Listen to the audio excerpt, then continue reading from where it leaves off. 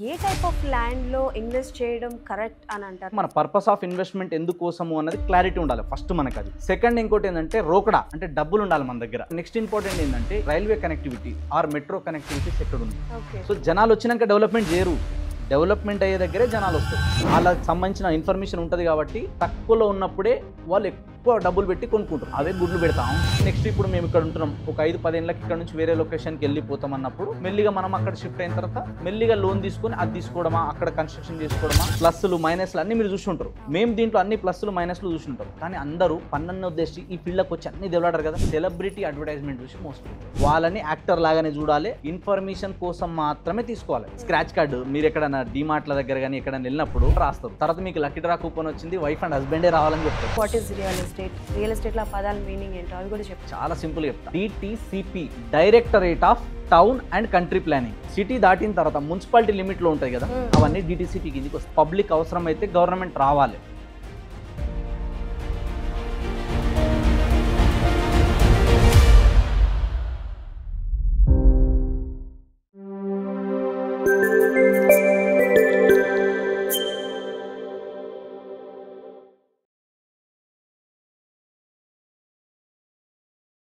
మీరు 3 BHK cinema చూసారా?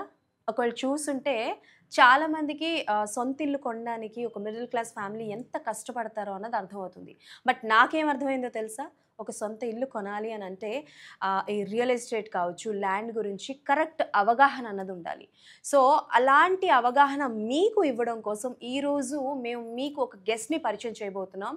He is the real estate expert Sanjay Nayak. And ఆయన చూడ్డానికి చాలా యంగ్గా కనిపిస్తారు, బట్ ఆయనకి రియల్ ఎస్టేట్ రంగంలో ఉన్నంత అంటే లైక్ అనుభవం కావచ్చు, అవగాహన కావచ్చు వేరే ఎవరికి ఉంటుందని అయితే మనం చెప్పలేమన్నమాట. అండ్ ఈరోజు మనం సంజయ్ గారితో డిస్కస్ చేయబోయే టాపిక్స్ ఏంటో తెలుసా? సో ల్యాండ్ వాల్యూ గురించి, ఏ ల్యాండ్లో ఎంతవరకు ఇన్వెస్ట్ చేయొచ్చు, అండ్ అలానే చాలా వరకు ఈ ల్యాండ్ కబ్జా, ల్యాండ్ మాఫియా ఇలాంటివి జరుగుతూ ఉంటాయి. అండ్ అవే కాకుండా ఈ ORR కావచ్చు అండ్ RRR RRR అన్న ఒక కాన్సెప్ట్ అయితే ఉందన్నమాట. సో వీటన్నిటి గురించి డిస్కస్ చేసి చాలా డీపర్ వేలో మీకు చెప్పాలని అయితే అనుకుంటున్నాను అనమాట. సో ఇలాంటి ఇంట్రెస్టింగ్ టాపిక్స్ అన్నీ తెలుసుకోవాలి అని అంటే డెఫినెట్లీ ఈ పాడ్కాస్ట్ని మిస్ కాకుండా మీరు చూడాల్సిందే అనమాట. Let's go for the podcast. So hi Sanjay గారు, నమస్తే. హలో, నమస్తే మేడం. ఎలా ఉన్నారు? ఫెంటాస్టిక్ మేడం, మీరు ఎలా ఉన్నారు? మీరే చెప్పాలి.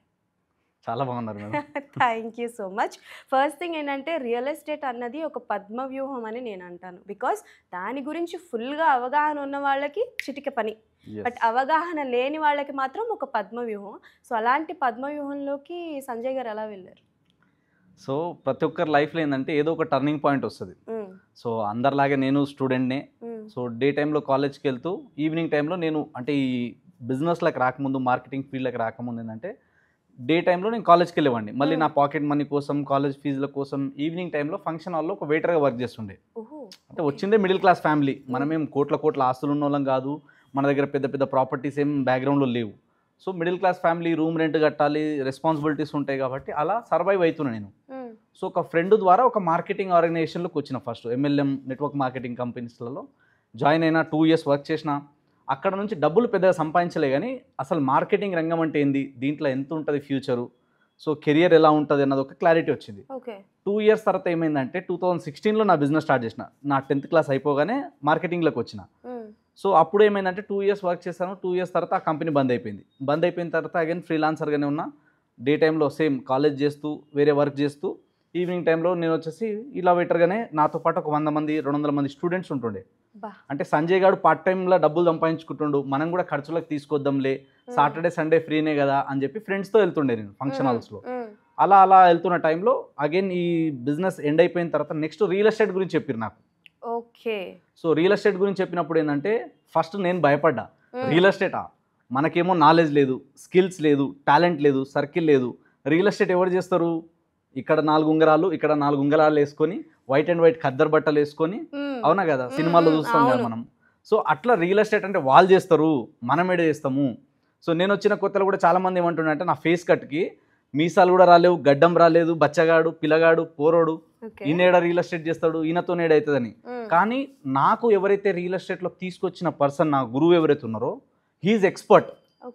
సో ఆయన ఏమన్నాడంటే, సంజయ్ నీకు నాలెడ్జ్ లేదు, స్కిల్స్ లేదు, టాలెంట్ లేదు, ఏం లేదు కదా, నువ్వేం టెన్షన్ పడకు, నీ దగ్గర వాక్చాతుర్యం ఉంది, మాట్లాడడం నీకు వస్తుంది చాలు అన్నాడు. నువ్వేం చేయకు, నీకు టైం ఉన్నప్పుడల్లా నాతో పాటు తిరుగు అన్నాడు. ఏం చేయకు, నువ్వు ఆఫీస్కి నాతో పాటు నా కార్లో రా, సైట్కి నాతో పాటు రా, వస్తే తిండి నేనే పెడతా, సైట్లన్నీ నేనే తిప్పుతా, నీకు ఈచ్ అండ్ ఎవ్రీథింగ్ నేర్పిస్తా, నో ఫోర్స్. నువ్వు సేల్ చేయ నేను అనను, జస్ట్ నువ్వు టైం పాస్కి నా వెంబడి తిరుగు. ఎన్ని నెలలు? 3 నెలలు తిరుగు, నువ్వు ఏం అర్థం కాదు నీకు 3 నెలలు అయినా సరే నా వెంబడి తిరుగు అన్నారు.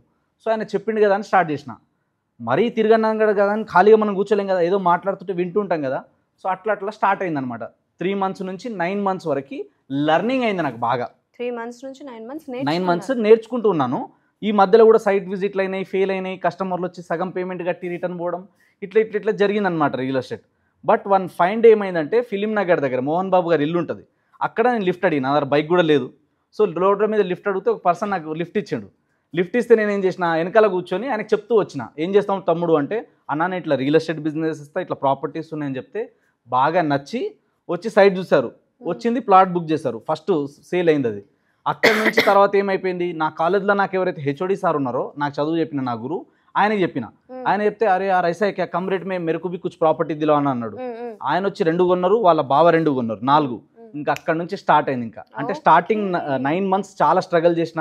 ఈ బిజినెస్ మనతో కాదు, వచ్చిన వాళ్ళు ఎవరు కొంటలేరు, ఆ పిల్లగాడని తీసేస్తున్నారు, నా మాటకు అంత వెయిట్ పడతలేదు అని అనిపించింది నాకు కూడా. సో నా గురువు ఏమన్నాడంటే, చూడు సంజయ్, నువ్వు ఏం చేయాలంటే అన్నీ నేనే చేయాలని ఫీల్ అవ్వకు. నీ వర్క్ ఏంటంటే జస్ట్ ఊపర్ సే పూచో కైసా, నీచే సికావ్ ఐసా. ऊपर से पूछो कैसा, नीचे सिखाओ ऐसा, तुम बीच में सिर्फ कमाओ पैसा. అంటే ఆయన ఏమన్నాడంటే, నువ్వు అన్నీ నేనే క్లోజింగ్ చేయాలి, నేనే ప్రజెంటేషన్ ఇవ్వాలి, నేనే విజిట్ చేయాలని ఎందుకు అనుకుంటున్నావురా, అవి ఏం టెన్షన్ పడకు, నేను ఉన్నా కదా నీకు. నువ్వు కస్టమర్ దగ్గర పోయినప్పుడు ఒక ఎగ్జిక్యూటివ్ లానే బిహేవ్ చేయి, నీకు ఏం తెలియదు అన్నట్టే బిహేవ్ చేయి. నువ్వు బేసిక్ ఇన్ఫర్మేషన్ ఇవ్వాలి, ఎక్కువ అడిగితే మా సార్ ఉన్నాడు, దాన్ని మా సార్ దగ్గర కూర్చోబెట్టు, నేను చూసుకుంటా అన్నాడు. మా గురువు ఎవరైతే ఉన్నారో రియల్ ఎస్టేట్లో మామూలుడు కాదు ఆయన, కూర్చోబెడితే కూసి కారం పెడతాడు. అంటే that kind of experienced person. ఆయన ముంగట కస్టమర్ కూర్చుంటే కసం భవాని ఆడికి లేచిపోడు ఆయన. ఆయనని కింద మీద చేసి 7 చెర్ల నీళ్ళు ఆపుతాడు, లేదా ఈయన తాగుతాడు, కానీ క్లోజ్ చేస్తాడు. So that kind of person he's. అలాంటి గురువు నా దొరకడం నా లైఫ్లో అదృష్టం. సో ఆయన అట్లా స్టార్ట్ చేసింది అనమాట సేల్స్. అట్లా కొన్ని సేల్స్ అయినాక ఆ నాలెడ్జ్, ఆ ఎక్స్పీరియన్స్ వచ్చింది. దెన్ మెల్లిమెల్లిగా నేర్చుకుంటూ నేను కొన్ని 100 మందిని టీంని రిక్రూట్ చేస్తూ వాళ్ళకి ట్రైనింగ్ ఇచ్చి వాళ్ళతో కూడా సేల్స్ చేయించిన తర్వాత అగైన్ 2016 నుంచి 19 వరకు ఇవన్నీ జరిగినాయి. 23లో నేను ఈ ఫీల్డ్లోకి వచ్చిన మళ్ళీ, అంటే డిజిటల్ మీడియాలోకి వచ్చి అక్కడ నుంచి ఇక స్టార్ట్ చేసిన. అట్లా వీడియోలు వైరల్ అవ్వడం, నేను చెప్పే స్టైల్ నచ్చడం, జనాలకి ఫిల్టర్ లేకుండా మాట్లాడడం, వాళ్ళకి నీతిగా నిజాయితీగా ధర్మంగా సపోర్ట్ చేయాలి. ఎక్కడున్నా కూడా వాళ్ళు రేపటి రోజు మన నుంచి ఒక ప్రాపర్టీ కొన్నారంటే ఎలాంటి ఇబ్బందులు లేకుండా ఉండాలన్న ఒక ఇంటెన్షన్తో వచ్చినాం. బై గాడ్ గ్రేస్ మీలాంటి వాళ్ళందరి సపోర్ట్తోని, అలాంటి మెంటర్ సపోర్ట్తో, అండ్ మాకు నమ్మిన మా కస్టమర్స్, మా పేరెంట్స్, వెల్ విషర్ అందరు బ్లెస్సింగ్స్ వల్ల, lot of blessings, earning with blessings అనేది ఈ ఫీల్డ్లో నాకు వచ్చిన తర్వాత అంటారు కదా రుచి మరగడం అని. సో ఈ టేస్ట్ అర్థమైన తర్వాత రియల్ ఎస్టేట్లో ఫుల్ టైం ఉన్నాం. Okay, done. సో జర్నీ అన్నది అంటే లైక్ నేను మళ్ళీ నెక్స్ట్ ఇంకో క్వశ్చన్ అడగకుండా మొత్తం మీ జర్నీ అలా అనర్గళంగా గలగల చెప్పేశారు. That was very nice. అంటే like from marketing to real estate expert అవ్వడం అనేది అంటే లైక్ మీరు చెప్పినంత ఈజీ అనుకోను నేను, బికాస్ సో మెనీ హడల్స్ ఉండే ఉంటాయి. బట్ ఈ రియల్ ఎస్టేట్ అన్న పదాన్ని కావచ్చు, దేంట్లో ఇన్వెస్ట్ చేయాలి, ఎంత ఇన్వెస్ట్ చేయాలి అని ఒక కామన్ పీపుల్కి అస్సలు తెలియదు, అవగాహన అన్నది అస్సలు ఉండదు. సో అలాంటి వాళ్ళకి ఒకవేళ మీరు చెప్పాలి అని అనుకుంటే వెరీ ఈజీ వేలో ఒక ఎగ్జాంపుల్ ఇచ్చి చెప్పాలి, రియల్ ఎస్టేట్ అంటే ఇది, ఒక మిడిల్ క్లాస్ ఫ్యామిలీకి ఇందులో మీరు ఇన్వెస్ట్ చేస్తే బాగుంటుందని అంటే ఏం చెప్తారు? చాలా మంది రియల్ ఎస్టేట్ని కాంప్లికేట్ చేసి పెట్టి లంబా చోడ చెప్తారు దాన్ని, రియల్ ఎస్టేట్ అంటే ఇది రియల్. నేను సింపుల్గా కట్టే కొట్టే తెచ్చే అన్నట్టు చెప్తాను చూడండి. We need also that. So first important point ఏంటంటే, ఎక్కడ మనం ప్రాపర్టీ కొనాలనుకున్నా సరే మన పర్పస్ క్లియర్ ఉండాలి. ఓకే, అంటే ఎందుకోసం కొంటున్నాం మనము, ఒకటి ఉండడానికి కోసమా, లేదా ఏదైనా రెంటల్ పర్పసా, లేదా ఏదైనా కమర్షియల్ డెవలప్మెంట్ కోసమా, లేదా ఫార్మింగ్ కోసమా అన్నది చూసుకోవాలి. అంటే మన పర్పస్ ఆఫ్ ఇన్వెస్ట్మెంట్ ఎందుకోసము అన్నది క్లారిటీ ఉండాలి ఫస్ట్ మనకు అది. సెకండ్ ఇంకోటి ఏంటంటే రోకడా, అంటే డబ్బులు ఉండాలి మన దగ్గర. జిత్నా ఆటా ఉత్నా రోటీ, అంటే ఎంత డబ్బు పెడితే దాని తగ్గట్టే ప్రాపర్టీస్ దొరుకుతాయి మనకి. సో మన దగ్గర ఎంత బడ్జెట్ ఉంది అన్నది ఇంపార్టెంట్. తర్వాత నెక్స్ట్ ఇంపార్టెంట్ ఏంటంటే, ఈ మనకు బడ్జెట్ క్లారిటీ వచ్చింది, పర్పస్ క్లారిటీ వచ్చింది. ఆ తర్వాత ఏంటంటే మనము ఎందుకోసం కొంటున్నాము, ఒక ప్రాపర్టీ మనకి ఏదైనా ఒక రిక్వైర్మెంట్ ఏదైతే ఉందో దానికోసం కొంటున్నాం కాబట్టి టైం పీరియడ్, అంటే ఒకవేళ మీరు ఇన్వెస్ట్మెంట్ పాయింట్ ఆఫ్ వ్యూలో వెళ్ళినా, లేదా కన్స్ట్రక్షన్ పాయింట్ ఆఫ్ వ్యూలో వెళ్ళినా, లేదా రెంటల్ పర్పస్కి వెళ్ళినా కూడా మనము ఎంత టైం వెయిట్ చేస్తాము దాని నుంచి రిటర్న్ తీసుకోవడానికి, ఓకే. అది చూసుకోవాలి. అంటే టైం పీరియడ్ అనేది చాలా మ్యాటర్ అవుతుంది. సో దీన్ని దృష్టిలో పెట్టుకొని మనం ఇన్వెస్ట్మెంట్ చేయాలి. అండ్ ఎక్కడైనా సరే మనం ఇన్వెస్ట్మెంట్ చేసేటప్పుడు గ్యారంటీగా ప్రాఫిట్ వస్తుంది, నో డౌట్ దీంట్లో ఇక్కడ పెడితే పక్కా ప్రాఫిట్ వస్తుంది అని ఎట్లా తెలవాలి? చాలా సింపుల్. మళ్ళీ దీంట్లో మీరు టెన్షన్ పడద్దు. పాయింట్ నెంబర్ 1 బండ గుర్తుపెట్టుకోండి మీరు, ఎక్కడైతే రోడ్ కనెక్టివిటీ బాగుంటుందో అక్కడ గ్రోత్కి స్కోప్ ఎక్కువ ఉంటుంది. ఇది ఫస్ట్ సింబల్. రోడ్ కనెక్టివిటీ బాగుండాలి, వైడ్ రోడ్స్ ఉండాలి, లార్జ్ రోడ్స్ ఉండాలి. దీని తర్వాత నెక్స్ట్ వచ్చేసి ఏంటంటే మనకి ఎయిర్పోర్ట్కి దగ్గర ఉండాలి. అంటే ఎయిర్పోర్ట్ నుంచి మీరు ఎనీ డెవలప్డ్ కంట్రీ తీసుకోండి వరల్డ్ వైడ్గా, అండ్ ఎనీ రియల్ ఎస్టేట్లో నాకన్నా ఎవరైతే 40 ఏళ్ళు 50 ఏళ్ళ ఎక్స్పీరియన్స్ ఉన్న వాళ్ళు ఉన్నారో వాళ్ళని అడగండి. గుడ్డిగా కళ్ళు మూసుకొని మీరు ఇన్వెస్ట్మెంట్ పాయింట్ ఆఫ్ వ్యూలో కనుక 100 కిలోమీటర్ రేడియస్లో ఎయిర్పోర్ట్ నుంచి ఎక్కడ పెట్టుబడి పెట్టినా ఇయ్యాల కాకపోయినా రేపైనా ఎల్లుండైనా ఏదో ఒక రోజు డెవలప్ అవుతుంది. దీని తర్వాత నెక్స్ట్ వచ్చేసి ఏంటంటే మనకి railway connectivity or metro connectivities ఎక్కడున్నాయి, ఈ కనెక్టివిటీస్ చూడాలి. తర్వాత నెక్స్ట్ వచ్చేసి ఏం చూడాలంటే ఎక్కడైతే కంపెనీస్ ఇండస్ట్రీస్ వస్తాయో అక్కడ చూడాలి. ఎందుకంటే కంపెనీస్ ఇండస్ట్రీస్ వచ్చే దగ్గరే ఎంప్లాయ్మెంట్ ఆపర్చునిటీ వస్తుంది కాబట్టి జనాలు ఎక్కువ మంది వస్తారు. సో ఎక్కడైతే జనాలు వస్తారో అక్కడ ఆటోమేటిక్గా కన్స్ట్రక్షన్ అంటే ఇన్ఫ్రాస్ట్రక్చర్ గ్రో అవుతుంది, చుట్టుపక్కల అన్ని రకాల ఎమ్యూనిటీస్ ఫెసిలిటీస్ అనేది వస్తాయి. కాబట్టి అవి ఎక్కడ జరుగుతున్నాయి అన్నది చూసుకోవాలి. And last but not least ఏంటంటే ఇవన్నీ ఉన్నప్పటికీ గవర్నమెంట్ సపోర్ట్ ఉండాలి. గవర్నమెంట్ సపోర్ట్ ఎప్పుడు ఉంటుంది అంటే ఆ ఏరియాకి ఆ పొటెన్షియల్ ఉంది అన్నప్పుడు గవర్నమెంట్ కూడా సపోర్ట్ చేస్తుంది. అంటే ఏదైనా కొత్త ఇన్ఫ్రా రావడానికి కానీ ఏదైనా కంపెనీస్ రావడానికి కానీ వాళ్ళకి సపోర్ట్ ఇవ్వాలి. మేము ఏమి ఇయ్యము, మీరు వచ్చి ఇక్కడ డెవలప్ చేయండి అంటే ఎవరు రారు. ఇప్పుడు గతంలో మనం తీసుకుంటే ఇప్పుడు ఐటీ కంపెనీస్ అన్నీ హైదరాబాద్కి ఎందుకు ఎక్కువ వచ్చినాయి తెలుసా? మేజర్ రీజన్ చాలాసార్లు కేసీఆర్ గారు కేటీఆర్ కూడా మాట్లాడతారు ఏంటంటే మీరు యూఎస్లో చూడొచ్చు పవర్ కట్ అవ్వడం, లండన్లో చూడొచ్చు, వేరే వేరే కంట్రీస్లో మీరు చూడొచ్చు, బట్ మీరు హైదరాబాద్లో 1 సెకండ్ కూడా మీకు కరెంట్ పోకుండా మేము చూస్తామన్నారు. అది one of the major commitment. అది ఇలా అమెజాన్, ఫేస్బుక్, తర్వాత వచ్చేసి గూగుల్, మైక్రోసాఫ్ట్ ఇలాంటి కంపెనీస్ రావడానికి వన్ ఆఫ్ ది రీజన్ ఈ కమిట్మెంట్. అంటే ఒక ఎలక్ట్రిసిటీ అనేది చాలా ఇంపార్టెంట్. ఎలక్ట్రిసిటీ ఇస్తాం మేము, వాటర్ ఫెసిలిటీస్ ఇస్తాం మేము, గవర్నమెంట్ నుంచి మీకు అన్ని రకాలుగా మేము ప్రొవైడ్ చేస్తాం. అంటే రోడ్లు ఇవ్వడం కావచ్చు, అక్కడ వచ్చే జనాలకి ట్రాన్స్పోర్టేషన్ ఈజీ అయ్యే విధంగా కావచ్చు, ఇలా గవర్నమెంట్ సపోర్ట్ ఉండాలి. గవర్నమెంట్ సపోర్ట్ లేకపోతే అక్కడ ఎవరు రారు. సో గవర్నమెంట్ కూడా ఆ ఏరియాని గుర్తించి అక్కడ సపోర్ట్ చేసేటట్టు ఉండాలి. అంటే రోడ్ కనెక్టివిటీ కావచ్చు, ఫ్లైఓవర్లు వేయడం కావచ్చు, ఏదైనా పబ్లిక్ అవసరం అయితే గవర్నమెంట్ రావాలి. సో అది ఎక్కడైతే ఉంటుందో అలాంటి ఏరియాలో మీరు ఇన్వెస్ట్మెంట్ చేస్తే ఖచ్చితంగా అప్రిషియేషన్ అనేది వస్తుంది. Wow. But A type of ల్యాండ్లో ఇన్వెస్ట్ చేయడం కరెక్ట్ అని అంటారు? అంటే బికాస్ చాలా మందికి తెలియకుండా సరే ఇవన్నీ ఉన్నాయి, మీరు చెప్పిన పాయింట్స్ అన్నీ ఉన్నాయి కరెక్టే, బట్ పర్టికులర్గా ఈ టైప్ ఆఫ్ ల్యాండ్లో ఇన్వెస్ట్ చేస్తే మాకు వస్తుంది అంటే లైక్ ప్రాఫిట్ రావచ్చు, అది వాళ్ళకి ప్రాఫిట్ అవుతుందని ఎలా తెలుస్తుంది? పాయింట్ నెంబర్ 1 ఏంటంటే ఇందాక నేను చెప్పినట్టు పర్పస్ ఏముందన్నది ఇంపార్టెంట్. ఒకవేళ మీరు గనక ప్యూర్లీ ఇన్వెస్ట్మెంట్లోనే రావాలి అంటే ఒక 10 ఏళ్ళు 20 ఏళ్ళు, దీంట్లో కూడా 3 ఉంటాయి, short term, mid term, long term. దీన్ని మేమేమంటామంటే ఎల్ఐజీ, ఎంఐజీ, హెచ్ఐజీ అంటాం. ఎల్ఐజీ అంటే లో ఇన్వెస్ట్మెంట్ గ్రూప్, ఎంఐజీ అంటే మిడ్ ఇన్వెస్ట్మెంట్ గ్రూప్, హెచ్ఐజీ అంటే హై ఇన్వెస్ట్మెంట్ గ్రూప్. అంటే మీ దగ్గర ఉన్న బడ్జెట్ని మీరు క్యాలిక్యులేట్ చేసుకోవాలి. ఇప్పుడు ఫర్ ఎగ్జాంపుల్ ఒక 10 lakhs బిలో ఉన్నాయి, ఇది లో ఇన్వెస్ట్మెంట్ గ్రూప్. ఒక 1 crore బిలో ఉన్నాయి, ఇది mid investment group. 1 crore above ఉన్నాయి, ఇది హై ఇన్వెస్ట్మెంట్ గ్రూప్. అంటే మిడిల్ క్లాస్ వాళ్ళకి అందరికి అర్థమయ్యే విధంగా చెప్తున్నాయి ఇది పాయింట్లు. మీరు ఒకవేళ 10 లక్షల కన్నా తక్కువే ఉన్నాయంటే గో ఫర్ ఓపెన్ ప్లాట్స్. ఒకవేళ మీరు 10 లక్షల నుంచి ₹1,00,00,000 మధ్యలో ఉన్నాయి, ప్యూర్లీ ఇన్వెస్ట్మెంట్ అనుకుంటే ఎకరాలలో కూడా దొరికితే 1 లేదా 1.5 ఎకరం, మహా అయితే ఎకరం కన్నా ఎక్కువ దొరకడం కష్టం, మంచి ప్రైమ్ లొకేషన్లో అందులో వెళ్ళొచ్చు. లేదా మీరు కూడా ఏం చేయొచ్చు, అగైన్ ప్లాట్లలోనే ఎక్కువ తీసుకోవాలి, ఎక్స్టెంట్ అంటే గజాలు ఎక్కువ తీసుకోవాలి, అప్పుడు మీకు లాంగ్ టర్మ్లో బాగుంటుంది గ్రోత్. దీని తర్వాత నెక్స్ట్ వచ్చేసి ఏంది మనకి, ఒకవేళ 1 crore కంటే ఎక్కువ ఇన్కమ్ ఉన్నది, ఎక్కువ ఇన్వెస్ట్మెంట్ చేయగలుగుతామంటే go for agriculture lands.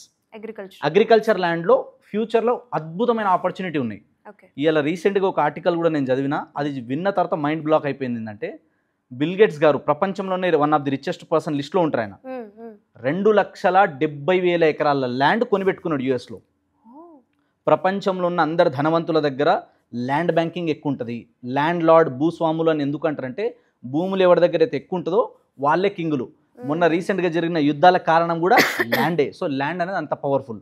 And ఇక్కడ ఇంకొక పాయింట్ ఏం చెప్తా అంటే నేను, మీరు ఒకవేళ 10 లక్షల లోపే కావాలంటే హైవే నుంచి 3 to 10 కిలోమీటర్ డిస్టెన్స్లో దొరుకుతాయి మీకు. అంతకన్నా దగ్గరలో 10 lakhsలో హైవేకి దొరకాలంటే కష్టం. సో దీంట్లో వచ్చేసి ఏంటంటే ఇది మీకు ఒక 10 years మినిమం, ఒక 8 years నుంచి 10 years గ్యాప్ అనుకుంటేనే అక్కడ వెళ్ళి ఇన్వెస్ట్మెంట్ చేయాలి. లేదు కొంచెం ఎక్కువ బడ్జెట్, ఒక 20-30 lakhs అంటే హైవే నుంచి మ్యాక్స్ 1 to 3 kilometers. 3 కిలోమీటర్స్ రేడియస్లో మీకు మంచి మంచి ప్రాపర్టీస్ దొరుకుతాయి. అక్కడ వెళ్ళి ఇన్వెస్ట్మెంట్ చేసుకోవచ్చు. అక్కడ ఇన్వెస్ట్మెంట్ చేస్తే మీకు రిటర్న్ ఆన్ ఇన్వెస్ట్మెంట్ బాగుంటుంది. అండ్ ఇంకొక పాయింట్ ఏం చెప్తా అంటే, నేను ఎక్కడైనా సరే ఈ మధ్య కాలంలో ఎక్కువైపోయినాయి, వెంచర్లు కూడా ఎక్కువైపోయినాయి, ఎక్కువ మంది ఇన్వెస్టర్ రావడంతో. అండ్ కొందరు ఏం చేస్తున్నారంటే పోతారు ఇక అడవిలో పోంటి, ఎక్కడో లోపల పోయి వెంచర్లు వేస్తారు, ఎక్కడో లోపల పోయి డెవలప్ చేస్తారు. అక్కడ వెళ్ళి కొంటే రిటర్న్ ఆన్ ఇన్వెస్ట్మెంట్కి చాలా టైం పడుతుంది. సో అట్లాంటి వాళ్ళకి నేనేం చెప్తా అంటే, మీరు బ్లైండ్గా గుర్తుపెట్టుకోండి, ఎక్కడైతే వెంచర్ ముందు నుంచి, ఎక్కడైతే ప్రాజెక్ట్ ముందు నుంచి 60 ఫీట్ల రోడ్డు మినిమం ఉండాలి, బస్ పోతూ ఉండాలి, బస్సులు పోతూ ఉండాలి. బస్సులు పోతున్నారంటే మెల్లమెల్లగా దాని వెంబడి కార్లు తిరుగుతూనే ఉంటాయి, ఆటోలు వస్తూనే ఉంటాయి. ఏదో రోజు 4 వచ్చి ఆడ 4 షాపులు పెడితే చౌరస్తా అవుతుంది, అక్కడ డెవలప్ అవుతుంది. సో జనసంచారణ జరుగుతున్న ప్లేస్లోని ఇన్వెస్ట్ చేస్తే మంచిది అని అంటారు. ఎగ్జాక్ట్లీ. సో మనం ఇన్వెస్ట్ చేస్తుంది రైట్ ఆర్ రాంగ్ తెలియాలని అంటే అక్కడ జనాలు వెళ్తున్నారా లేదా అని తెలుసుకోవాలి. ఇంకొక బ్యూటిఫుల్ పాయింట్, నేను ఒక వీడియోలో చెప్పిన, అది కొన్ని మిలియన్స్ రీచ్ అయింది. అది ఆల్ ఓవర్ తెలంగాణ, ఆంధ్రప్రదేశ్లో ఆ వీడియో చూడని వాళ్ళు ఉంటారు నాకు తెలిసి. ఏం చెప్పినా అంటే, ఎక్కడైతే లైట్లు ఆఫ్ అవుతాయో, ఎక్కడైతే సిటీ ఎండ్ అవుతుందో అక్కడ నుంచి ఇన్వెస్ట్మెంట్ చేయండి అని చెప్పిన.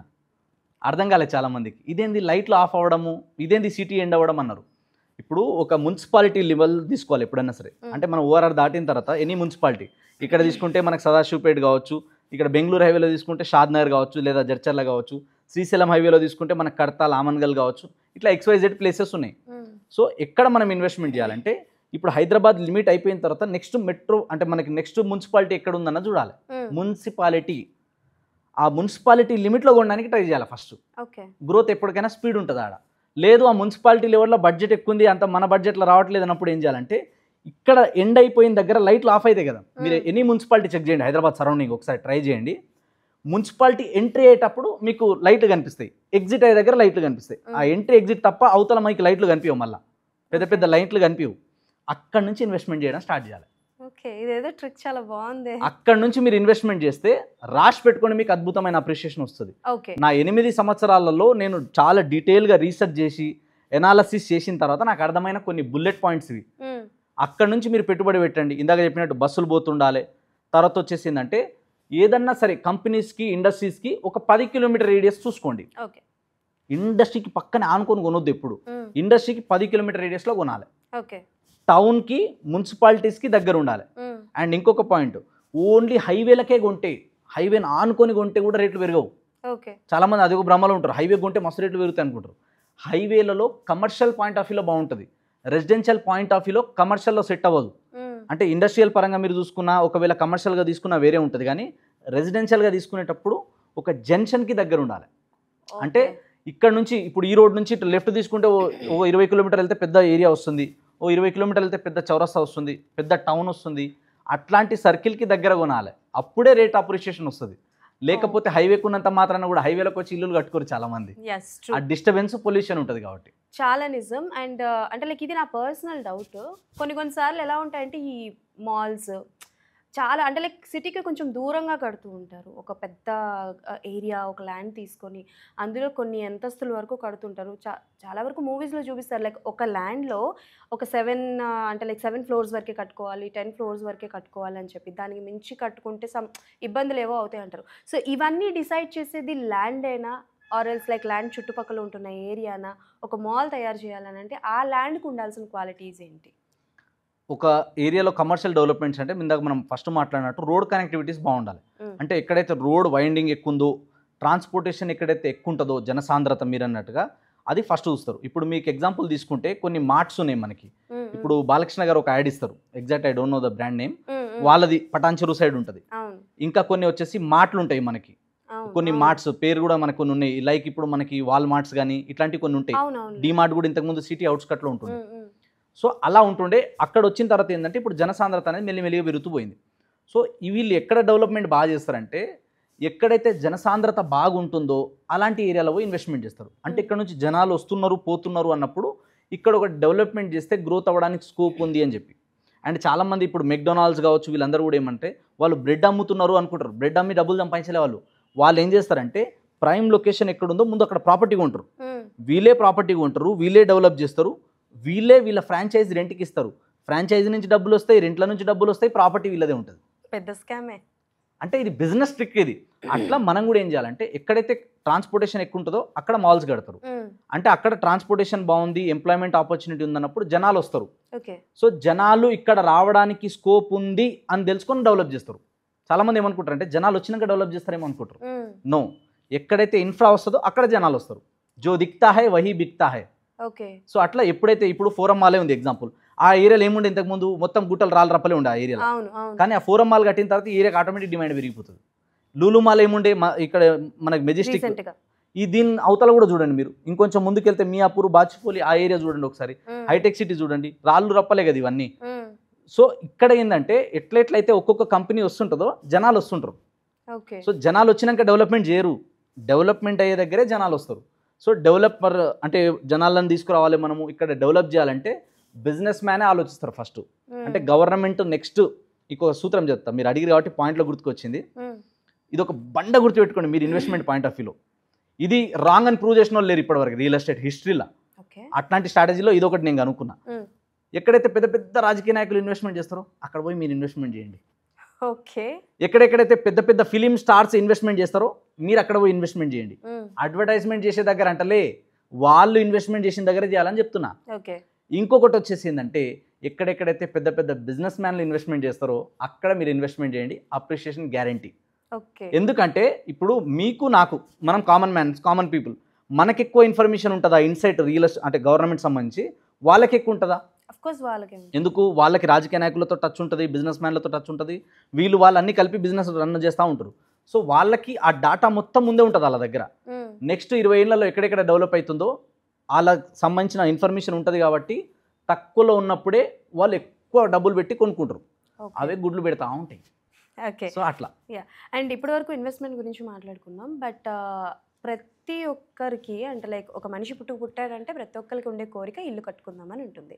సో అది చాలామందికి ఏంటంటే కొంచెం కన్ఫ్యూజన్లో ఉంటారు. లైక్ ఫ్లాట్ కొనుక్కుందాం అంటే లైక్ అపార్ట్మెంట్స్లో ఒక పార్ట్ తీసుకుందామా, లేకపోతే ఒక ఏరియా కొనుక్కొని ఆ ఏరియాలోనే కన్స్ట్రక్ట్ చేసుకుందామా అని ఉంటుంది.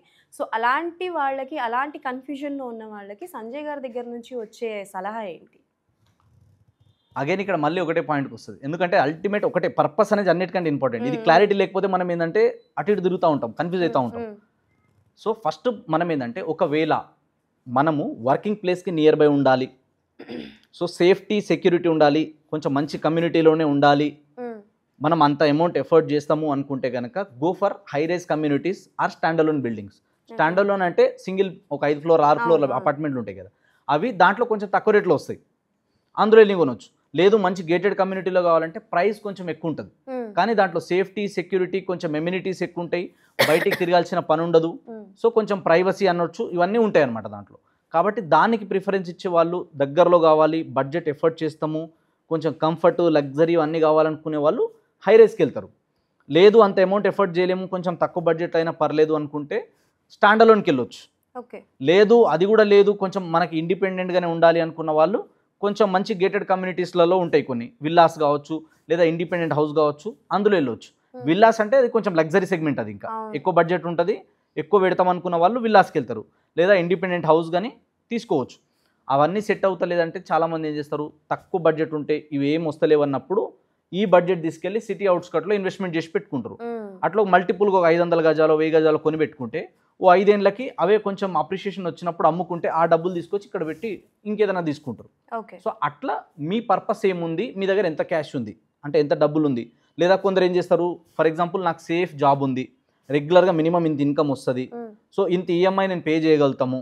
కొందరు ఏంటంటే వైఫ్ అండ్ హస్బెండ్ ఇద్దరు ఎంప్లాయీస్ ఉంటారు, ఇద్దరికి రెగ్యులర్ ఇన్కమ్ ఉంటుంది. సో వచ్చే అమౌంట్లో ఒక 30%, మ్యాక్స్ 40%, 40% కన్నా ఎక్కువగా ఈఎంఐలు కట్టొద్దు. అంతకన్నా తక్కువలోనే మనకు వస్తుంది మంచి ప్రాపర్టీ అంటే తీసుకోవచ్చు. అట్లా తీసుకొని మనం ఏం చేసుకోవాలంటే సేఫ్ ఉంటుంది. అదే మనం ఎక్కువ తీసుకున్నాం అనుకోండి, రేపు ఏదైనా జాబ్కి డిస్టర్బెన్స్ అయినా, మనం ఏదైనా వేరే ఇష్యూల వల్ల కట్టలేని పరిస్థితులు ఉంటే ఇబ్బంది అవుతుంది. కాబట్టి కొంచెం లోన్ మనకు వస్తుంది, లోన్ అమౌంట్కి మనం కట్టే అదేదైతే ఈఎంఐ ఉందో అది కొంచెం రీజనబుల్గానే ఉంది. ఇన్ కేస్ ఒక జాబ్ డిస్టర్బ్ అయినా, మేడం కొన్ని రోజులు ఆఫ్ అయిపోయినా, లేదా సార్ కొన్ని రోజులు పని చేయలేకున్నా కూడా ఈ ఈఎంఐ మేము ఈజీగా పే చేయగలుగుతాం అనుకుంటే గో ఫర్ అపార్ట్మెంట్స్ కానీ ఈఎంఐలో కానీ తీసుకొని ఏదైనా మీరు కన్స్ట్రక్షన్ చేసుకోవచ్చు. లేదు అనుకుంటే నెక్స్ట్ ఇప్పుడు మేము ఇక్కడ ఉంటున్నాం, ఒక 5-10 ఏళ్ళకి ఇక్కడ నుంచి వేరే లొకేషన్కి వెళ్ళిపోతాం అన్నప్పుడు అలాంటి ఏరియాలో మనం ఇన్వెస్ట్మెంట్ చేసి పెట్టుకొని మెల్లిగా మనం అక్కడ షిఫ్ట్ అయిన తర్వాత మెల్లిగా లోన్ తీసుకొని అది తీసుకోవడమా, అక్కడ కన్స్ట్రక్షన్ చేసుకోవడమా, కస్టమర్ టు కస్టమర్ వాళ్ళ రిక్వైర్మెంట్ దగ్గర చేంజ్ అవుతుంటుంది. సారీ సో ఇందాక స్టార్టింగ్లో మీరు మాట్లాడుతున్నప్పుడు రియల్ ఎస్టేట్ అంటే అందరికీ ఒక థాట్ ఉంటుంది, లైక్ ఉంగరాలు పెట్టుకోవడం, లైక్ కద్దరు బట్టలు వేసుకోవడం, వైట్ వేసుకోవడం, వైట్ అండ్ వైట్ అని అంటూ ఉంటారు కదా. సో చాలామందికి అదే థాట్ ఉంటుంది. ఇప్పటికీ చాలామంది రియల్ ఎస్టేట్ అనగానే వాళ్ళని వాళ్ళు పోర్ట్రే చేసుకోవడం కూడా అలా చేసుకుంటూ ఉంటారు కదా. సో దానివల్ల ఎక్కువ స్కామ్స్ జరిగేవి కూడా ఉంటాయి. సో అంటే లైక్ ఈ స్కామ్స్ అనేవి ఎలా ఉంటాయి, ఎలా మోసపోతూ ఉంటారు జనాలు, ఏ పాయింట్స్ని చూసి అట్రాక్టివ్గా అయ్యి జనాలు ఎక్కువ మోసపోతూ ఉంటారు? సో ఇంతకుముందు ఏంటంటే మీరు అన్నట్టుగా అందరూ వైట్ అండ్ వైట్ ఖద్దరు ఇప్పటికి అది ఉంది. అది చాలా మంది ఏంటంటే దాన్ని రాంగ్గా తీసుకుంటారు. చాలా బ్యూటిఫుల్ లుక్ ఉంటుంది వైట్ అండ్ వైట్ ఖద్దరు వేస్తే, అదో పాజిటివ్ వైబ్ ఇస్తుందని చెప్పి వైట్ అండ్ వైట్ వేస్తారు. జనరల్ నేను కూడా ఏంటంటే ఇంతకుముందు ఓన్లీ సూటు బ్లేజర్ ఇవే ఉంటుండే, బట్ రీసెంట్ టైంలో నేను కూడా బ్లేజర్ వేయడం కాకుండా మేము కూడా వైట్ అండ్ వైట్ వేస్తాం అప్పుడప్పుడు, ఎందుకంటే దాని ఇంపాక్ట్ వేరే ఉంటుంది. ఆ గోల్డ్ కొంచెం కనిపిస్తూ ఉంటుంది. ఆయన డిఫరెంట్గా బ్లాక్ వేసుకొచ్చారు. సో ఇక్కడ ఏంటంటే ఎప్పుడైనా కానీ అవి ఎందుకంటే ఒక జస్ట్ వాళ్ళ షో చేసుకోవడానికి తప్ప ఇదే మ్యాండేటరీ అని రూల్ ఏం లేదు. ఇంతకుముందు ఏంటంటే ఓన్లీ బ్రోకరిజం అనేది ఎక్కువ ఉండే, ఇప్పుడు ప్రొఫెషనలిజం అయింది. ఇంతకుముందు ఇంత ఆర్గనైజ్డ్గా లేదు రియల్ ఎస్టేట్, ఇప్పుడు ఆర్గనైజ్డ్గా ఉంది. సో ఈ చేంజెస్ అనేది వచ్చినాయి. తర్వాత నెక్స్ట్ వచ్చేసి ఏంటంటే ఇప్పుడు ఈ మోసాలు చీటింగ్లు బాగా జరుగుతుంటాయి కదా, దీనికి అంత ఉండదు. ఎనీ ప్రొఫెషన్లో మోసం చేయాలనుకునే ఇంట్రెస్ట్ ఉన్న వాళ్ళు, అంటే ఇంటెన్షన్ ఉన్న వాళ్ళు ఎట్లనే చేస్తారు. సో కాకపోతే మనం జాగ్రత్తలు ఉండాలి, మనం కొన్నది సేఫ్ ఉండాలంటే మనం కొన్ని జాగ్రత్తలు వహించాలి. అందులో పాయింట్ నెంబర్ 1 ఏంటంటే ఎట్లా మోసపోతారు జనాలంటే సెలబ్రిటీ అడ్వర్టైజ్మెంట్ చూసి మోసపోతారు. పాయింట్ నెంబర్ 1 ఇది. మా హీరో వచ్చిండు ఆడ, మా హీరోయిన్ వచ్చింది ఆడ అంటారు. ఆ హీరోకి హీరోయిన్కి అడ్వర్టైజ్మెంట్ చేయడం తప్ప ఆ ప్లాట్ గురించి కానీ, ఆ ల్యాండ్ గురించి కానీ, ఏరియా గురించి ఏం తెలియదు. సో అందుకనే సెలబ్రిటీలను బ్లైండ్గా నమ్మి పోవద్దు. యాంకరింగ్ గురించి నేను తెలుసుకోవాలంటే you are the expert in to anchoring, నేను మిమ్మల్ని అడగాలి, మేడం యాంకరింగ్ గురించి మీరు నాకు డీటెయిల్గా చెప్పండి అంటే యూ కెన్, మీరు చెప్పగలుగుతారు. కానీ మీకు రియల్ ఎస్టేట్ గురించి తెలియదు కదా. రియల్ ఎస్టేట్ గురించి నేను ఎక్స్పర్ట్, నాకు తెలుసు. అంటే ఈ ప్రొఫెషన్లో ఈ ఫీల్డ్లో నేను మోర్ దెన్ 5 years నుంచి ఉన్నా, అంటే around 8 years 10 years marketing field నాది. మీరు ఒక 8-10 years నుంచి మీరు యాంకరింగ్ ఫీల్డ్లో ఉన్నారు. సో మీరు దాంట్లో ఏంటంటే రాటు తేలుంటారు, దాంట్లో అప్స్ అండ్ డౌన్స్, ప్లస్లు మైనస్లు అన్నీ మీరు చూసి ఉంటారు. మేము దీంట్లో అన్ని ప్లస్లు మైనస్లు చూసి ఉంటాం. కానీ అందరూ పన్నన్న ఉద్దేశించి ఈ ఫీల్డ్లోకి వచ్చి అన్నీ దెవలాడరు కదా, అన్నీ చూడరు కదా. కాబట్టి ఎప్పుడైనా కానీ సెలబ్రిటీ గురించి మనం పట్టించుకోవద్దు. వాళ్ళని యాక్టర్ లాగానే చూడాలి. అడ్వర్టైజ్మెంట్ చేసేంత వరకు ఇన్ఫర్మేషన్ కోసం మాత్రమే తీసుకోవాలి. కానీ వాళ్ళని చూసి, వాళ్ళ ఫేస్ని చూసి ఆ యాంకర్ చెప్పింది, ఆ సెలబ్రిటీ చెప్పింది అని చెప్పి తొందరపడొద్దు. ఇది ఫస్ట్ మోసపోవడానికి రీజన్. సెకండ్ ఇంకోటి బాగా మోసపోవడానికి మేజర్ రీజన్, మార్కెట్లో దీనికి తిరుగులేదు ఇప్పటిదాకా. ఇవి ఎన్ని ఆఫర్లు వస్తున్నాయో, ఎన్ని కంపెనీలు బంద్ అయినా ఈ జనాలు మాత్రం కొంటూనే ఉన్నారు. అదేంటంటే అన్నిటికంటే టెంప్టింగ్ ఆఫర్ అది, బై బ్యాక్ పాలసీ. మీరు మా దగ్గర కొనండి, 5 ఏళ్ళకి 10 ఏళ్ళకి మీ దగ్గర మళ్ళీ నేనే కొంటా. ఇది అన్నిటికంటే పెద్ద స్కామ్ ఇది. ఎనీ కంపెనీ ఈ రోజు దాకా మార్కెట్లో నేను 10 సంవత్సరాల నుంచి ఉన్న 100 డెవలపర్లు 100 బిల్డర్లు నాకు తెలుసు, చాలామందితో కొలాబరేట్ అయి వర్క్ చేసినాం కాబట్టి ఏ ఒక్కరు కూడా అమ్మిన తర్వాత నేను మళ్ళీ మీ దగ్గర నుంచి కొంటా అన్నారు అంటే అది ఫ్రాడే సంజయ్, అది నమ్మకం, మనం నమ్మొద్దు దాన్ని అన్నారు. ఎందుకంటే మీరు బిజినెస్ మ్యాన్ అన్నప్పుడు ఎక్స్పాన్షన్ మీద ప్లాన్ చేస్తారా, ఈయన రొటేషన్ మీద ప్లాన్ చేస్తారా? ఎక్స్పాన్షన్ మీదనే ఉంటుంది కదా. ఈ ప్రాజెక్ట్ అయిపోయిందంటే ఇంకో ప్రాజెక్ట్ డెవలప్ చేయాలని చూస్తారు ఎవరైనా. సో ఎప్పుడైనా కానీ బైబ్యాక్ పాలసీలలో పోవద్దు. ఏం కట్టరు, ఏం డెవలప్ కాలేదు, మీకు ఎవ్రీ మంత్ రెంట్లు వస్తాయండి అంటారు. ఎట్లా వస్తాయి? హౌ? దానికి లెక్కపత్రం ఉంటుంది కదా. సో ఇట్లాంటి వాటిల్లో మోసపోతారు. ఇంకొకటి ఏంటంటే మీకు ఒక ఏరియా చెప్తారు. ఇప్పుడు ఫర్ ఎగ్జాంపుల్ ఇప్పుడు గచ్చిబౌలి అని చాలామంది హైలైట్ చేస్తారు. గచ్చిబౌలి నుంచి గంట సేపు దూరము, గచ్చిబౌలి నుంచి 50 కిలోమీటర్ల దూరం అని చెప్తారు. సో అట్లా ప్రైమ్ లొకేషన్ గచ్చిబౌలి అని చూపిస్తున్నారు, బాగానే ఉంది. మీరు కొనే లొకేషన్కి అట్లాంటి డెవలప్మెంట్స్ ఏమైనా ఉన్నాయో లేదో చూసుకోవాలి. జస్ట్ గచ్చిబౌలిని హైలైట్ చేసి అక్కడ అమ్ముతా అంటే ఏమవుతుంది? వర్కౌట్ అవ్వదు. అందుకనే కంపెనీస్ ఎక్కడైతే ఉంటాయో దానికి 20-30 కిలోమీటర్ రేడియస్లో ఉన్నాయా లేదా అన్నది చూసుకోవాలి. లేకపోతే ఇక్కడ కూడా మోసపోవడానికి ఛాన్సెస్ ఉంటాయి. ఇంకొకటి చాలామంది ఇంకొక దగ్గర ఎక్కడ అటెంప్ట్ అవుతారంటే మీకు ట్రిప్పులు ఇస్తామంటారు. దుబాయ్ ట్రిప్ వస్తుంది, థాయిలాండ్ ట్రిప్ వస్తుంది, ఆ తర్వాత వచ్చేసి మీకు మలేషియా ట్రిప్ వస్తుంది. స్క్రాచ్ కార్డు మీరు ఎక్కడైనా డీమార్ట్ల దగ్గర కానీ ఎక్కడైనా వెళ్ళినప్పుడు వాళ్ళు మీ దగ్గర మీకు లక్కీ డ్రా కూపన్ అని రాస్తారు. తర్వాత మీకు లక్కీ డ్రా కూపన్ వచ్చింది, వైఫ్ అండ్ హస్బెండే రావాలని చెప్తారు. సో అక్కడ వచ్చిన తర్వాత ఏమవుతుంది, 100 రూపాయలు 200 రూపాయలు గిఫ్ట్లు ఇస్తారు. అది ఒక మార్కెటింగ్ స్ట్రాటజీ, రాంగ్ అని లేం. మళ్ళీ అక్కడ వచ్చిన తర్వాత కూడా వాళ్ళు ప్రాజెక్ట్ని ప్రమోట్ చేస్తారు. సో ఇక్కడ మనం చూడాల్సింది ఏంటంటే అది డిటీసీపీ కానీ హెచ్ఎండిఏ కానీ అప్రూవ్డ్ ఉందా లేదా అన్న చెక్ చేసుకోవాలి. అప్రూవ్డ్ లేని దగ్గర కొనొద్దు. సో అప్రూవ్డ్ లేఅవుట్ కంపల్సరీ ఉండాలి. గవర్నమెంట్ నుంచి అన్ని పర్మిషన్స్ వచ్చినాయి, అప్రూవల్ క్లియర్ టైటిల్ ఉంది అంటేనే ఇన్వెస్ట్మెంట్ చేయాలి, లేకపోతే చేయదు. ఓకే, ఇప్పుడు మీరు మాట్లాడుతూ డిటీడీసీ అండ్ హెచ్ఎంటీ అని అన్నారు. సో చాలామందికి అవంటే ఏంటో తెలియదు. Those who don't know what is real ఎస్టేట్లో ఆ పదాల మీనింగ్ ఏంటో అవి కూడా చెప్పండి. చాలా సింపుల్ చెప్తా. మ్మ్. డిటిసిపి అంటే directorate of town and country planning. Okay. ఇంకా సింపుల్గా చెప్పాలా, మ్మ్. ఇందాక చెప్పినా కదా సిటీ దాటిన తర్వాత మున్సిపాలిటీ లిమిట్లో ఉంటాయి కదా, మ్మ్. అవన్నీ డిటిసిపి కిందికి వస్తాయి. సింపుల్. ఓకే. అంటే డిటిసిపి లేఅవుట్ ఏంటంటే మనకి ఒకసారి ఎల్పి నెంబర్ అనేది ఉంటుంది. అంటే ఇప్పుడు మీకు బైక్ కానీ కార్ కానీ ఒక ఆర్సీ నెంబర్ ఉంటుంది. అట్లనే ఒక వెంచర్కి ఆర్సీ నెంబర్ లాంటిదే ఎల్పి నెంబర్ అని ఉంటుంది. LP number. ఓకే. ఈ ఎల్పి నెంబర్ ఉంది అంటే కనుక దాంట్లో మీకు మోసాలు చీటింగ్లు జరగడానికి ఛాన్సెస్ ఉండవు. ఎందుకంటే అది ఎవరిచ్చిర్రు, గవర్నమెంట్ ఇచ్చింది ఎల్పి నెంబర్. అంటే వాళ్ళు మొత్తం లేఅవుట్ సర్వే చేస్తారు, ల్యాండ్ సంబంధించిన డీటెయిల్స్ అన్ని క్లియర్ ఉన్నాయా లేదా, ఏమైనా లిటిగేషన్ ఉందా, వాళ్ళు ఇచ్చిన కమిట్మెంట్ ప్రకారమే ఇవన్నీ డెవలప్మెంట్ చేస్తారా లేదా, ఆ ప్రొసీడింగ్స్ అన్నీ దాంట్లో ఉంటాయి. వాళ్ళు పర్మిషన్ ఇచ్చిన తర్వాత వీళ్ళు గోల్మాల్ చేస్తా, ఇష్టం వచ్చినట్టు అటు కాదు ఇటు జరుపుతా, ఈ నెంబర్ ఇటు నుంచి కాదు అటు నుంచి చేస్తా అంటే నడవదు. ఎందుకంటే వీళ్ళ జుట్టు వాళ్ళ చేతిలో ఉంటుంది. ఓకే. అంటే గవర్నమెంట్కి మార్టిగేజ్ ఉంటుంది, 15 నుంచి 20% మార్టిగేజ్ ప్లాట్స్ ఉంటాయి, ఓపెన్ స్పేస్ ఉంటుంది. ఇవన్నీ రిలీజ్ చేయాలంటే ఖచ్చితంగా వీళ్ళు చెప్పిన డెవలప్మెంట్ చేయాలి. కాబట్టి డిటిసిపి కానీ హెచ్ఎండి అంటే పేరులోనే ఉంది, హైదరాబాద్ మెట్రోపాలిటన్ డెవలప్మెంట్ అథారిటీ. అంటే ఏదైతే హైదరాబాద్ లిమిట్స్లో ఉందో అది హెచ్ఎండిఏ కిందకి వస్తుంది. ఇంతకుముందు మాస్టర్ ప్లాన్ 2031 ఉండే, ఇప్పుడు రీసెంట్గా 1.5 year నుంచి మాస్టర్ ప్లాన్ చేంజ్ అయ్యి ఇప్పుడు 3050 వరకు చేశారు, 2050 వరకు.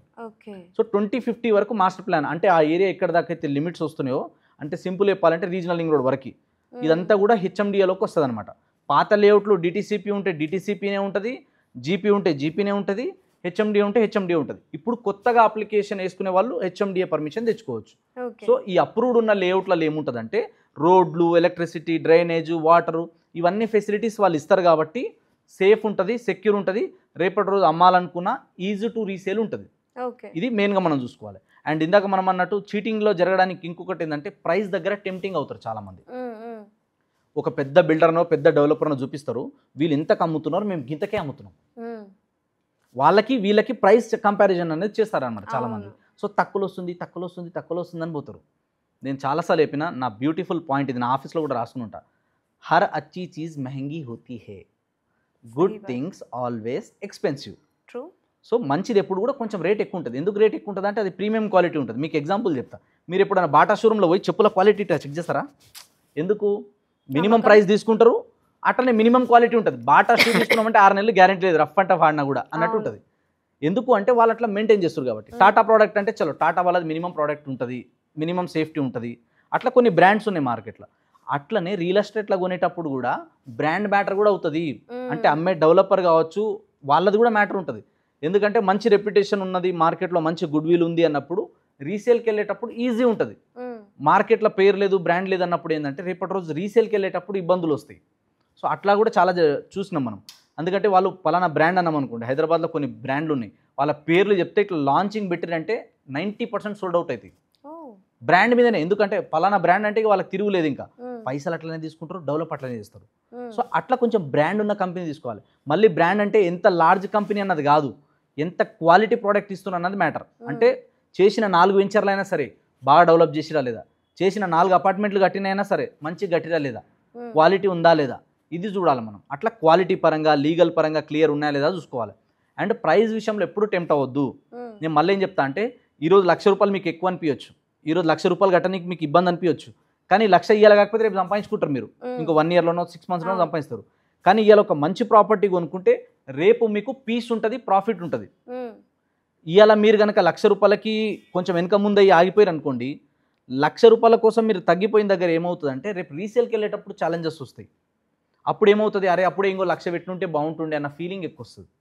సో అట్లా రిగ్రెట్ ఫీల్ అవ్వద్దంటే పెట్టేటప్పుడు ఒక 1,00,000 ఎక్కువైనా పర్లేదు, మంచిది కొనండి. ఎందుకంటే మీరు అన్నట్టుగా మిడిల్ క్లాస్ పీపుల్ లైఫ్లో చాలా తక్కువ సార్లు కొనే ప్రోడక్ట్ రియల్ ఎస్టేట్. సో అలాంటి ఒక ప్రోడక్ట్ని మనం సేల్ చేస్తున్నప్పుడు ఏంటంటే Sanjay, customer first buys you, then your company, then your product. అంటే నిన్ను నమ్మి వస్తారు కాబట్టి ఆ నమ్మకాన్ని నువ్వు నిలబెట్టుకోవాలంటే మంచి ప్రోడక్టే అమ్మాలి ఎప్పుడైనా అని నా మెంటర్ నాకు చెప్పిండు.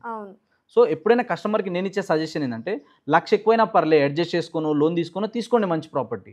అప్పుడు ఏమవుతుందంటే రేపటి రోజు మీకు ఎలాంటి ఇబ్బందులు లేకుండా ఈజీ టు రీసేల్ ఉంటుంది, ఈజీ టు కన్స్ట్రక్షన్ ఉంటుంది. ఏదైనా ఇబ్బంది వచ్చింది అనుకో మళ్ళీ ఏం చేస్తాం మనం, అయ్యో అప్పుడు ఇట్లా చేసిరు, ఆ కంపెనీ మోసం చేసింది, వీళ్ళు మోసం చేసిరు, దానికి బాధ్యత ఎవరు వహించాలి? మనమే. ₹1,00,000 కోసం వెనకాగినాం మనం. కాబట్టి ఒకవేళ తక్కువ బడ్జెట్ ఉంటే నేను ఏం చెప్తా అంటే దూరం వెళ్ళి కొనండి, ప్రాబ్లం లేదు. కానీ మా ఇంటి పక్కనే ఉండాలి, తక్కువ రేట్లో రావాలంటే మీ ఇంటి పక్కన ఉన్న ప్లాట్ మీకు బాగా నచ్చుతుంది, మీ ల్యాండ్ మీకు బాగా నచ్చుతుంది, ఈ బిల్డింగ్ పక్కన ఉన్న ల్యాండ్ మీకు చాలా నచ్చుతుంది. ఎందుకు? అది ఫిజికలీ దగ్గర ఉంది కాబట్టి. అవును. అవునా కదా? కొంచెం దూరం వెళ్తే అది ఫిజికలీ డిస్టెన్స్ ఉంటుంది, కానీ ఫైనాన్షియలీ దగ్గర ఉంటుంది. ఓకే. అట్లా సో ఫిజికలీ దూరం ఉన్నప్పటికీ ఫైనాన్షియల్గా దగ్గర ఉండాలి.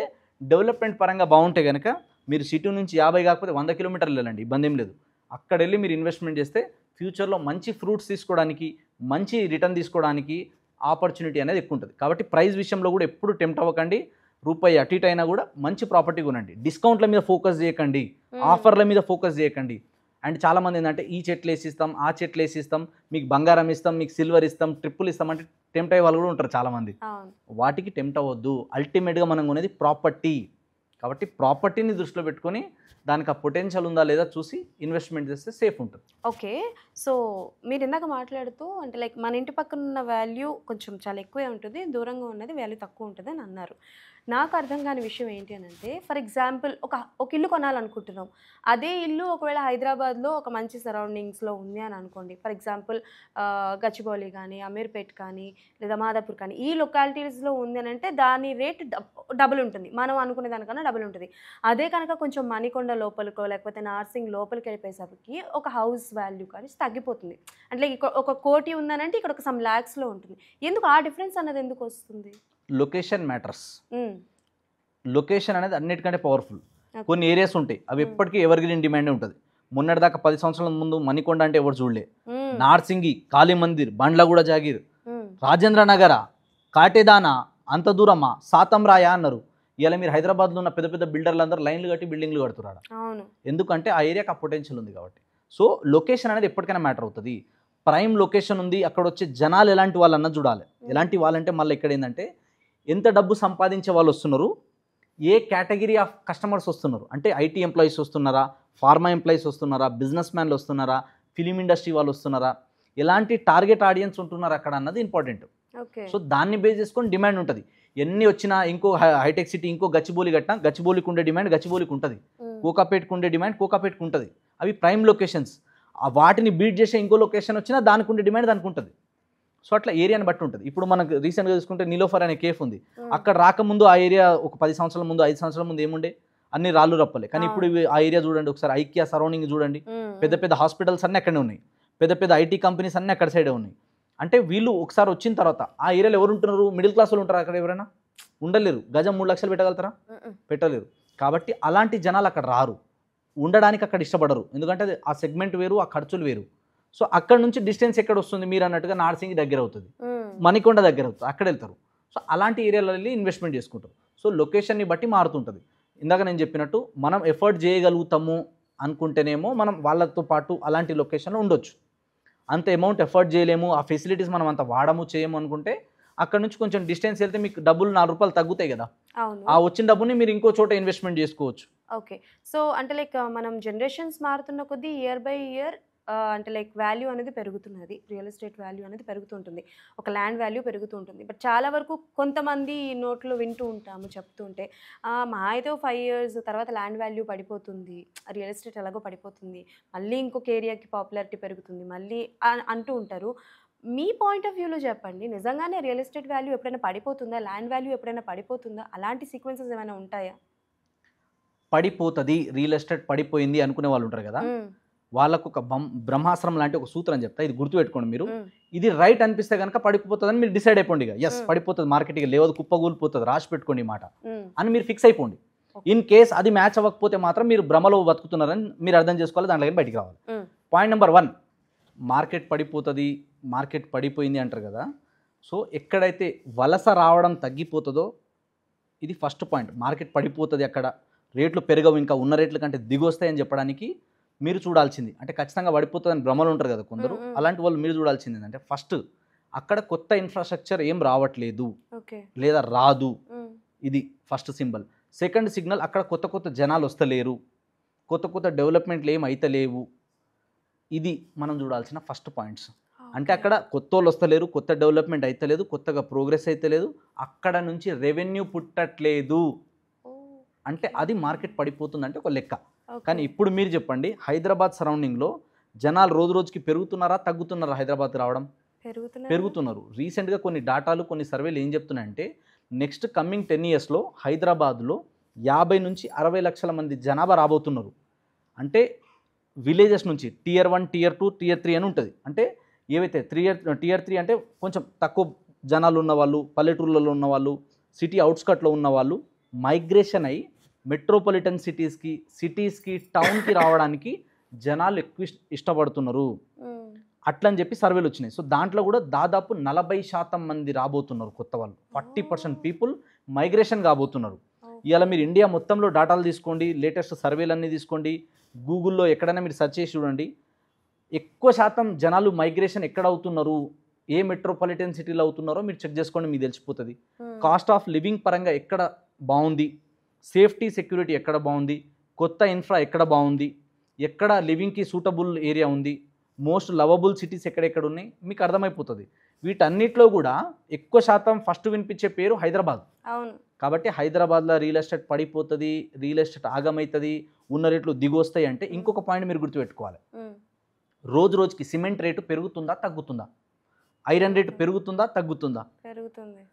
ఇటుక రేటు పెరుగుతుందా తగ్గుతుందా, లేబర్ కాస్ట్ పెరుగుతుందా తగ్గుతుందా, ల్యాండ్ వాల్యూ పెరుగుతుందా తగ్గుతుందా, ఇవన్నీ పెరుగుతున్నాయి. అన్నీ పెరుగుతున్నాయి కానీ ల్యాండ్ రేట్లు మాత్రం దిగిపోయి వస్తాయి. ఈ భ్రమలో ఉంటారు చాలామంది. రియల్ ఎస్టేట్లో నాకు తెలిసిన ఒక బిల్డర్ ఒక మాట అన్నారు. ఆయన ఏమన్నారంటే, Sanjay we are selling properties, real estate అమ్ముతున్నాం, నిజమైన స్థిరమైన ఆస్తి అమ్ముతున్నాం. మనం బిర్యానీ పొట్లాలు అమ్మట్లే, రేపు పొద్దుగాల పాడైపోతుంది, ఎల్లుండి పాడైపోతుంది నీకే. ఇవాళ కాకపోతే రేపు వస్తారు కస్టమర్. ఇవాళ 10,000 పెట్టి కొనే కస్టమరే లేట్ చేసి 12,000 పెట్టి కొంటారు మన దగ్గర. ఎందుకంటే మార్కెట్కి ఆ డిమాండ్ ఉంది. పర్మిషన్ ఇచ్చింది ఎవరు? చాలామంది ఏమంటారు అంటే హైదరాబాద్లో కన్స్ట్రక్షన్ ఎక్కువేం కాలేవి. It's just a beginning. రాసి పెట్టుకోండి నా మాట, నేను మళ్ళీ చెప్తున్నా, కావాలంటే రీల్ కట్ చేసి పెట్టుకోండి, 10 సంవత్సరాల తర్వాత మళ్ళీ కూర్చొని మాట్లాడదాం మనం. హైదరాబాద్ రియల్ ఎస్టేట్లో ఇప్పటిదాకా మీరు చూసిందంతా, మీరు విన్న హైప్ అంతా జస్ట్ ట్రైలర్ మాత్రమే. హైదరాబాద్లో ట్రెమెండస్ గ్రోత్ రాబోతుంది. ఇంకా రానున్న రోజుల్లో రియల్ ఎస్టేట్ మార్కెట్ ఒకటేసారి జంప్ అవుతుంది. కాబట్టి కొనాలనుకునే వాళ్ళు కొందామా వద్దా అని డైనమోలో ఉన్న వాళ్ళు మాత్రం నేనేం చెప్తా అంటే, ఎక్కువ వీడియోలు చూడొద్దు, కన్ఫ్యూజ్ కావద్దు. 1 or 2 మొత్తం దొలాడితే మీకు ఒకరో ఇద్దరు ఎక్స్పర్ట్లు తగులుతారు నాలంటోళ్ళు. వాళ్ళకి మాత్రమే సజెషన్ అడగండి. వాళ్ళ నుంచి సజెషన్ తీసుకొని మీ బడ్జెట్ ఏముంది, మీ ప్లానింగ్ ఏముందో క్లియర్గా మీ రిక్వైర్మెంట్ ఎక్స్ప్లెయిన్ చేయండి. దాని తగ్గట్టు వాళ్ళు సజెస్ట్ చేస్తారు, ఇన్వెస్ట్మెంట్ చేయండి. సరే, కొందరు ఏమనుకుంటారు, ఈ రియల్ ఎస్టేట్ చేసేటోళ్ళు అందరూ వీళ్ళు అమ్ముకోనికి ఇట్టనే చెప్తారు అనుకుంటారు. సరే, నాన్న వదిలేయండి 2 నిమిషాలు. రియల్ ఎస్టేట్లో 50 ఏళ్ళు 60 ఏళ్ళు 30 ఏళ్ళు పనిచేసిన వాళ్ళు ఉంటారు కదా, రియల్ ఎస్టేట్లో బాగా సంపాదించిన వాళ్ళు, బాగా ప్రాజెక్టులు డెవలప్ చేసిన వాళ్ళు, వాళ్ళలో ఎవరినైనా వెళ్ళి మీరు అడగండి, సార్ అందరు ఈ టైంలో కొనడం మంచిది అంటారు, కొనాలా వద్దా అని అడగండి. ఎప్పుడైనా మా సార్ ఏమన్నాడంటే, గొడుగు కొనాలంటే సంజయ్ గుర్తుపెట్టుకో, ఎండాకాలంలోనే కొనాలరా, వర్షాకాలంలో ఎక్కువ రేటు ఉంటాయి అన్నాడు. అవునా కదా? అంటే నెక్స్ట్ అది రాబోతుంది కాబట్టి మార్కెట్ దానికి ఉన్నప్పుడు ఆటోమేటిక్గా రేట్ ఎక్కువ ఉంటుంది. మనం ముందే కొని పెట్టుకోవాలి. దీపం ఉన్నప్పుడే ఇల్లు చక్కదిద్దుకోవాలి, ఒంట్లో బలం ఉన్నప్పుడే 4 రాళ్ళు వెనకేసుకోవాలంటారు పెద్దలు. 4 రాళ్ళు వెనకేసుకోవడం అంటే 4 హద్దురాల్లో ఉన్న ప్లాటో ప్రాపర్టీ కొని పెట్టుకోవాలని అర్థం. కాబట్టి పడిపోదు రేట్. మీ దగ్గర ట్యాగ్ లైన్స్ వెరీ నైస్ అండి, యూజ్ చేసుకోవచ్చు ఎప్పుడైనా సరే, గుర్తుపెట్టుకుందాం మనం ఇవి. అండ్ అంటే లైక్ ఇప్పుడు చాలామంది అన్నారు అంటే లైక్ మనం ఇన్వెస్ట్ చేసేటప్పుడు ఏదైనా కొనుక్కునేటప్పుడు ఆచి తూచి అడుగు వేయాలని చెప్పి. బట్ జెన్జీ అంటారు కదా ఈ కిడ్స్, మనం ఇప్పుడున్న జనరేషన్ని, జెన్జీ కిడ్స్ ఏంటి అని అంటే, ఆవేశం అనాలో ఆతృత అనాలో తెలియదు కానీ ఎందులోనో దాంట్లో ఇన్వెస్ట్ చేసేద్దాం, అబ్బా మన దగ్గర డబ్బులు ఉంటే ఖర్చు అయిపోతాయి, ఇన్వెస్ట్ చేసేద్దాం. పోనీ ఇన్వెస్ట్ చేసింది ఏమైనా మంచి దాంట్లో ఇన్వెస్ట్ చేస్తున్నారా? They are not investing a proper thing. So ప్రాపర్గా ఇన్వెస్ట్ చేయకుండా లైక్ తప్పటడుగులు వేస్తూ ఉంటారు, అది కాస్త బిస్కెట్ అవుతూ ఉంటుంది. అలాంటి వాళ్ళకి what kind of a suggestion you want to give? So ఈ రోజులో ఏంటంటే మీరు అన్నట్టుగా టెక్నాలజీ పెరిగిపోయింది, జనాలు రానున్న రోజుల్లో ఇంకా స్పీడ్ పెరిగిపోతూ ఉందన్నమాట. సో ఈ స్పీడ్ అనేది చాలా మంచిది, ఉండాలి కూడా. నేను ఏం చెప్తా అంటే, డబ్బులు వస్తున్నాయి కదా, చాలా మందికి కిక్ ఎక్కడి నుంచి వస్తుందో తెలియదు. అందుకనే చూసి ఇన్ఫ్లుయెన్స్ అవుతూ ఉంటారు, అవి ఇవి చూసి. పెద్ద పెద్ద ఐఫోన్లు కొంటే పెద్ద కిక్ అనుకుంటారు వాళ్ళు, పెద్ద పెద్ద బైక్లు వాడితే పెద్ద కిక్ అనుకుంటారు. నేను చెప్తున్నా కదా, లైఫ్లో ఒక్కసారైనా ఛాలెంజ్ చేసి చెప్తున్నాను నేను వీడియోలో, ఎప్పుడైనా సరే ఒక ఐఫోన్కి పెట్టే అమౌంట్తోనైనా సరే, ఎంతో కొంత మీ ఊర్లో కావచ్చు ఇంకెక్కడైనా కావచ్చు, ఒక్కసారి మీ పేరు మీద ప్రాపర్టీ రిజిస్ట్రేషన్ చేసుకొని చూడు, ఆ కిక్ ఎట్లుంటుందో. ఒక్కసారి మీ పేరు మీద this property belongs to in favour of అని చెప్పి మీ పేరు ఉంటుంది ఆడ. ఆ పేపరు మీరు డాక్యుమెంట్ అన్నీ తీసుకొని మీ బీరువాలో పెట్టుకోండి. 2 సంవత్సరాలకో 5 సంవత్సరాలకో ఎప్పుడో అప్పుడు ఏదో ఒక టైంలో మీరు అమ్మకపోయినా మార్కెట్ ఇట్లా పెట్టి చూడండి, ఈ ప్రాపర్టీ నేను అమ్ముదాం అనుకుంటున్నాను, ఏం రేట్ వస్తుందని అడగండి. ఆ రిటర్న్స్ వస్తాయి కదా, అది అసలైన కిక్ ఇస్తుంది. అంటే ఎప్పుడైనా కానీ, ఇందాక చెప్పిన కదా, పరిగెత్తే వయసులోనే ఒంట్లో బలం ఉన్నప్పుడు ఏంటంటే 4 రాళ్ళు సంపాదించి ప్రాపర్టీలు మనం కొని పెట్టుకున్నాం అనుకోండి ఇట్లా ఉంటుంది.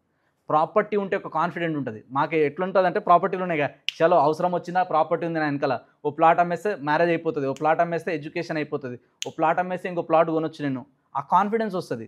అంటే మన దగ్గర ఏం లేవు అనుకోండి, రేపు ఏదైనా అవసరం వచ్చినప్పుడు మీకు ఎవరైనా హెల్ప్ చేస్తారా?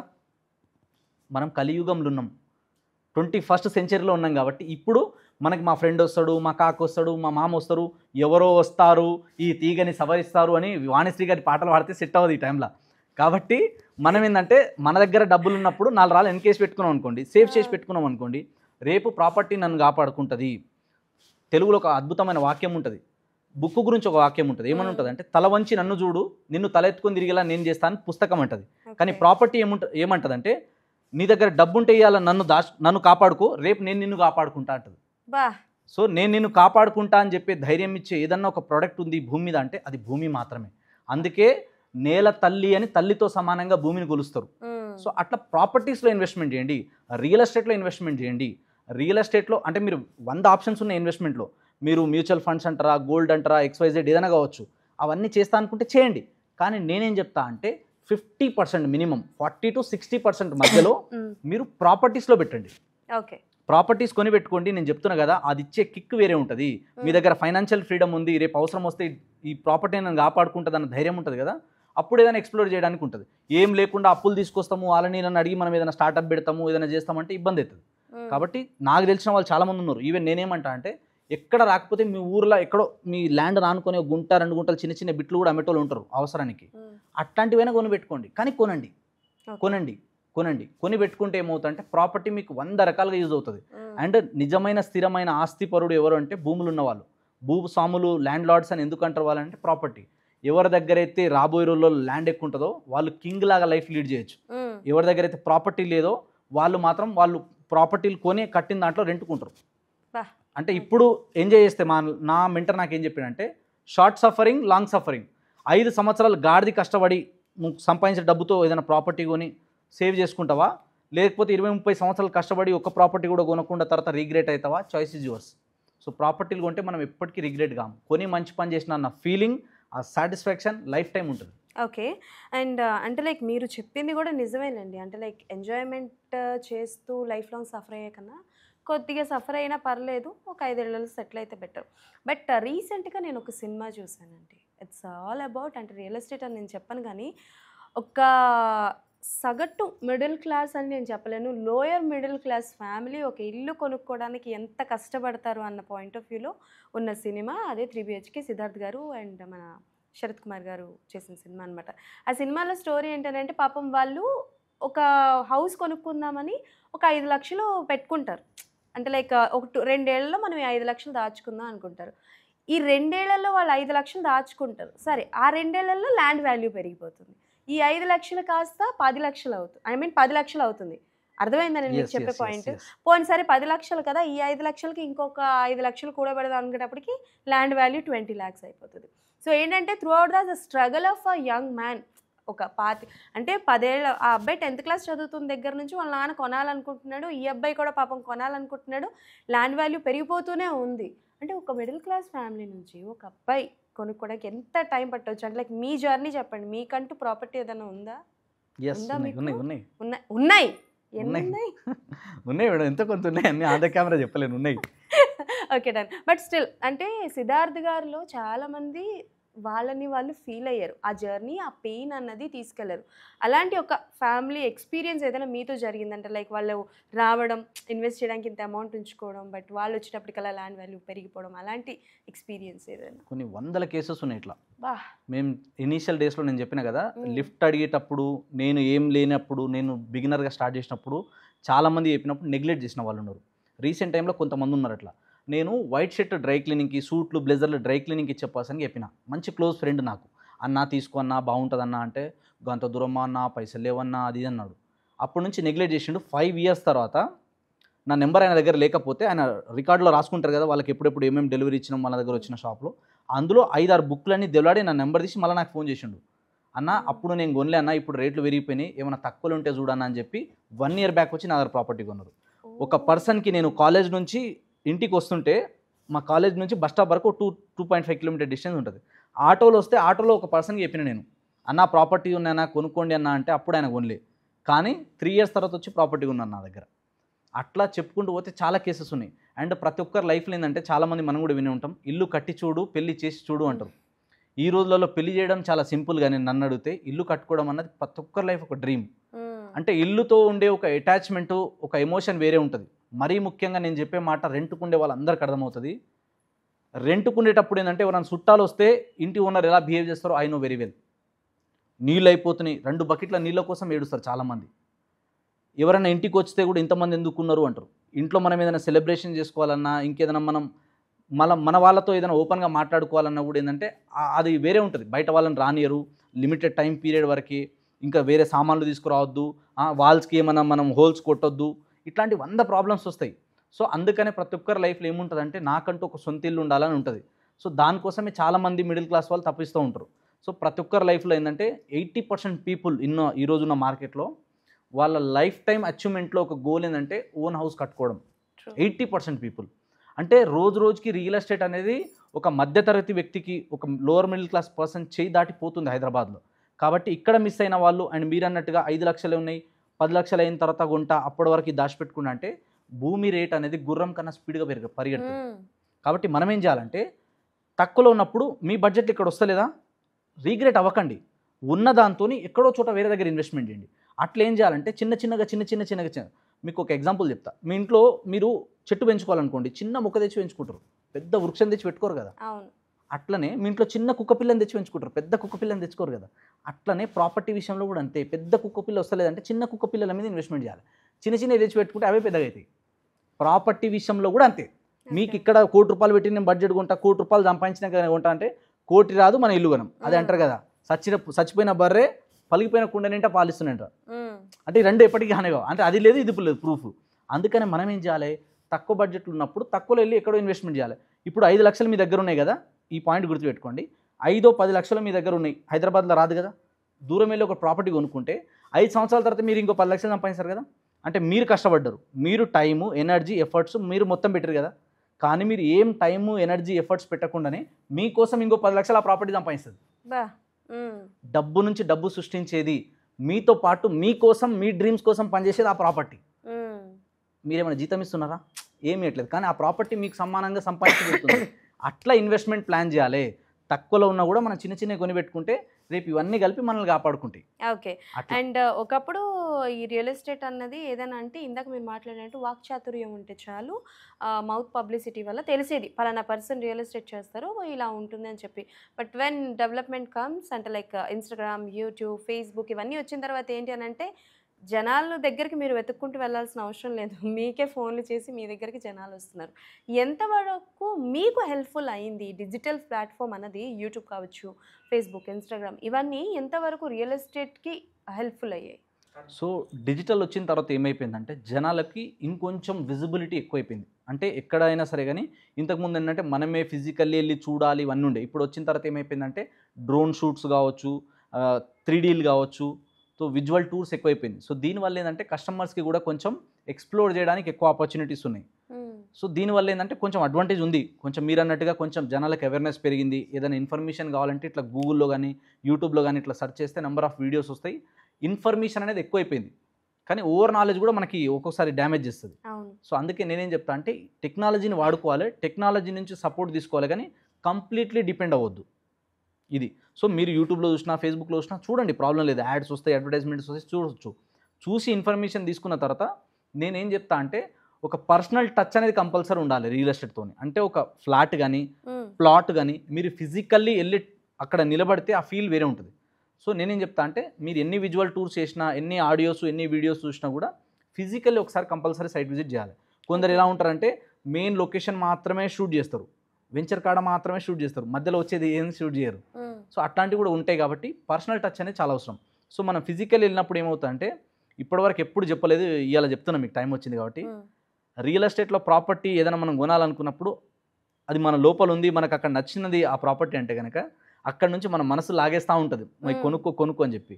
అది ఒక మూవీ ఉంటుంది మహేష్ బాబు గారిది, అందులో చెప్తుంటారు అనమాట, వ్యవసాయం నేర్పిస్తావా అంటే నీళ్ళలో లోపల దిగితే ఆటోమేటిక్గా అన్ని అదే నేర్పించేస్తుంది అని అవును. చెప్పేసి కలుపుకుంటుంది అని చెప్పేసి. మ్మ్. సో అట్లా ల్యాండ్కి ఆ పవర్ ఉంటుంది, అంటే Okay. ఒక ప్రాపర్టీకి రియల్ ఎస్టేట్కి ఆ పవర్ ఉంటుంది. సో ఫిజికల్లీ వెళ్ళడం చాలా ఇంపార్టెంట్. సో దీనివల్ల ఒక అడ్వాంటేజ్ ఏంటంటే ఎన్ఆర్ఐస్ కావచ్చు, ఎవరైనా సిటీలో ఉండట్లేదు, దూరం ఉన్న వాళ్ళు ఏంటంటే త్రూ వీడియోస్ చూసి గూగుల్ లొకేషన్, గూగుల్ ఎర్త్ నుంచి కూడా డిస్టెన్స్ క్యాలిక్యులేట్ చేసి సరౌండింగ్ డెవలప్మెంట్స్ అన్ని త్రూ వీడియోస్ చూసి కూడా చాలామంది ఎడ్యుకేట్ అవుతున్నారు. అండ్ నాకున్న బై గాడ్ గ్రేసో మరి అందరు బ్లెస్సింగ్సో తెలీదు, సో చాలామంది నా దగ్గర రీసెంట్గా కూడా కొందరు క్లయింట్స్ అండ్ ప్రీవియస్గా కూడా మోర్ దెన్ 1 CR కస్టమర్స్ కూడా వితౌట్ సైట్ విజిట్, వాళ్ళ ఫ్యామిలీ మెంబర్స్ కూడా ఎవరు చూడకుండా సంజయ్ గారు మీరు అకౌంట్ పంపించారు, అకౌంట్కి అమౌంట్ పంపిస్తున్నామని పంపించిన వాళ్ళు చాలామంది ఉన్నారు వితౌట్ సైట్ విజిట్. బా. అంటే మార్కెట్లో మాకు ఆ క్రెడిబిలిటీ వచ్చిన తర్వాత, ఇన్ని సంవత్సరాలు మేము వర్క్ చేసిన తర్వాత నమ్మకం సంపాదించుకున్నాం కాబట్టి, దాన్ని నిలబెట్టుకుంటూ వస్తున్నాం కాబట్టి, ఒక్కొక్క స్టెప్ కాబట్టి ఇక్కడ ఈ స్థాయికి వచ్చినాం. సో మార్కెట్లో వచ్చిన తర్వాత ఎవరైనా గ్రో అవ్వచ్చు, టెక్నాలజీ వర్క్ ఉంటుంది ఖచ్చితంగా. అండ్ టెక్నాలజీ వచ్చినప్పుడు దాన్ని మనం అడాప్ట్ చేసుకొని ముందుకు వెళ్తూనే ఉండాలి. టెక్నాలజీ కూడా హెల్ప్ అవుతుంది, కానీ కంప్లీట్లీ టెక్నాలజీ మీదనే డిపెండ్ అవుతా అంటే రాంగ్. Okay, done. అంటే ఇలాంటి ప్రొఫెషన్లో ఉన్నప్పుడు రకరకాల మనుషులు కనిపిస్తూ ఉంటారండి. ఫర్ ఎగ్జాంపుల్ ఒకరు వస్తారు, ఒక సైట్ చూస్తారు, ఆర్ఎల్స్ ఒక అపార్ట్మెంట్ చూస్తారు, ఒక ఫ్లాట్ చూస్తారు. చూసిందే చూసి ఇవాళ చెప్తాం, రేపు చెప్తాం, మళ్ళీ చెప్తాం అని చెప్పి కొంచెం ఫన్ కేటగిరీలో ఉన్న వాళ్ళు ఉంటారు, ఇరిటేట్ చేస్తూ ఉంటారు. అలాంటిది ఎప్పుడైనా ఎక్స్పీరియన్స్ అయిందా మీకు? చాలా రెగ్యులర్గా అవుతుంది అది.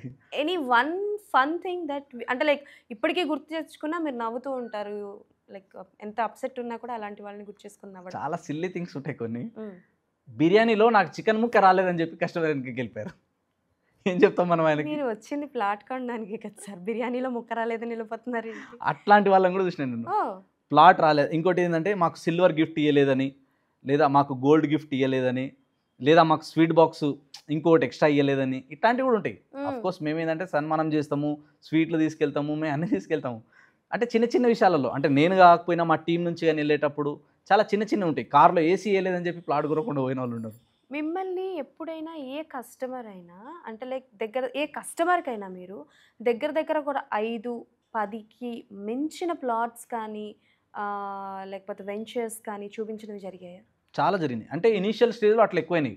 అంటే మనకు అంత నాలెడ్జ్ లేనప్పుడు, కస్టమర్ని ఎట్లా క్లోజ్ చేయాలో తెలియనప్పుడు ఇబ్బంది అయింది. అంటే దీంట్లో కూడా ఏంటంటే 4 ఉంటాయి అనమాట. ఫస్ట్ వచ్చేసి ప్రజెంటేషన్, లీడ్ ఎట్లా జనరేట్ చేయాలో తెలియాలి మనకి. తర్వాత లీడ్ జనరేట్ చేసిన తర్వాత ఫాలోఅప్ చేసి సైట్ విజిట్కి ఎలా తీసుకెళ్లాలో ప్లాన్ చేయాలి. లీడ్ జనరేషన్లో మాస్టర్ అవ్వాలి, సైట్ విజిట్లో మాస్టర్ అవ్వాలి, తర్వాత సైట్ క్లోజింగ్లో కూడా మాస్టర్ అవ్వాలి. అంటే అక్కడ డూస్ డోంట్స్ ఏమన్నా ఉంటాయి. రీసెంట్గా ఒకటి జరిగిన ఇన్సిడెంట్ నేను ఫేస్బుక్లో కూడా షేర్ చేసినది. ఒక ఏజెంట్ నాకు కాల్ చేస్తారు ఒక XYZ లొకేషన్ నుంచి. సార్ నేను ట్రైనింగ్ తీసుకుంటాను మీ దగ్గర, నాకు ట్రైనింగ్ కావాలి అది ఇది, కాకపోతే నాకు డబ్బులు లేవు, రేపు ఒక క్లయింట్ వస్తున్నాడు, మీరు ఒక్క హెల్ప్ చేయండి సార్, నాకు ఆ సేల్ అవ్వడానికి మీరు హెల్ప్ చేయండి, మీరు అడిగిన ఫీజు కంటే ఎక్కువ ఇస్తా అన్నాడు. సో నేనేం చెప్పిన, సరే నేను హెల్ప్ చేస్తాను నీకు అని చెప్పి కొన్ని టిప్స్ చెప్పిన, ఇట్లా బిహేవ్ చేయి, ఇట్లా వర్క్ చేయి, నీకు సేల్ అవుతుంది, ఎన్ని హెల్ప్ కావాలన్నా కస్టమర్కి డైరెక్ట్ నాతో కాన్ఫరెన్స్ కలుపు, నేను మాట్లాడతా, నీ సేల్ అవ్వడానికి నేను హెల్ప్ చేస్తాను అని చెప్పిన. ఆయన చాలా ఇంటెంట్గా ఉన్నాడు, మంచి చేయాలన్న ఫైర్లో ఉన్నాడు. అన్ని చెప్పిన అన్ని సక్సెస్ఫుల్గా మంచిగా చేసినాడు. లాస్ట్కి 2 మిస్టేక్లు వేసిండు ఆయన. ఒకటి ప్రైస్ విషయంలో, ఇంకోటి ఏంటంటే నేను చెప్పింది, నాకు చెప్పిన దానికి నేను ఆన్సర్ ఇచ్చిన, నాకు తెలియకుండా ఇంకో ప్రాజెక్ట్ ఎక్స్ట్రా తీసుకెళ్ళాను. అంటే 3 చూపించింది కాక ఇంకోటి ఎక్స్ట్రా తీసుకుంది.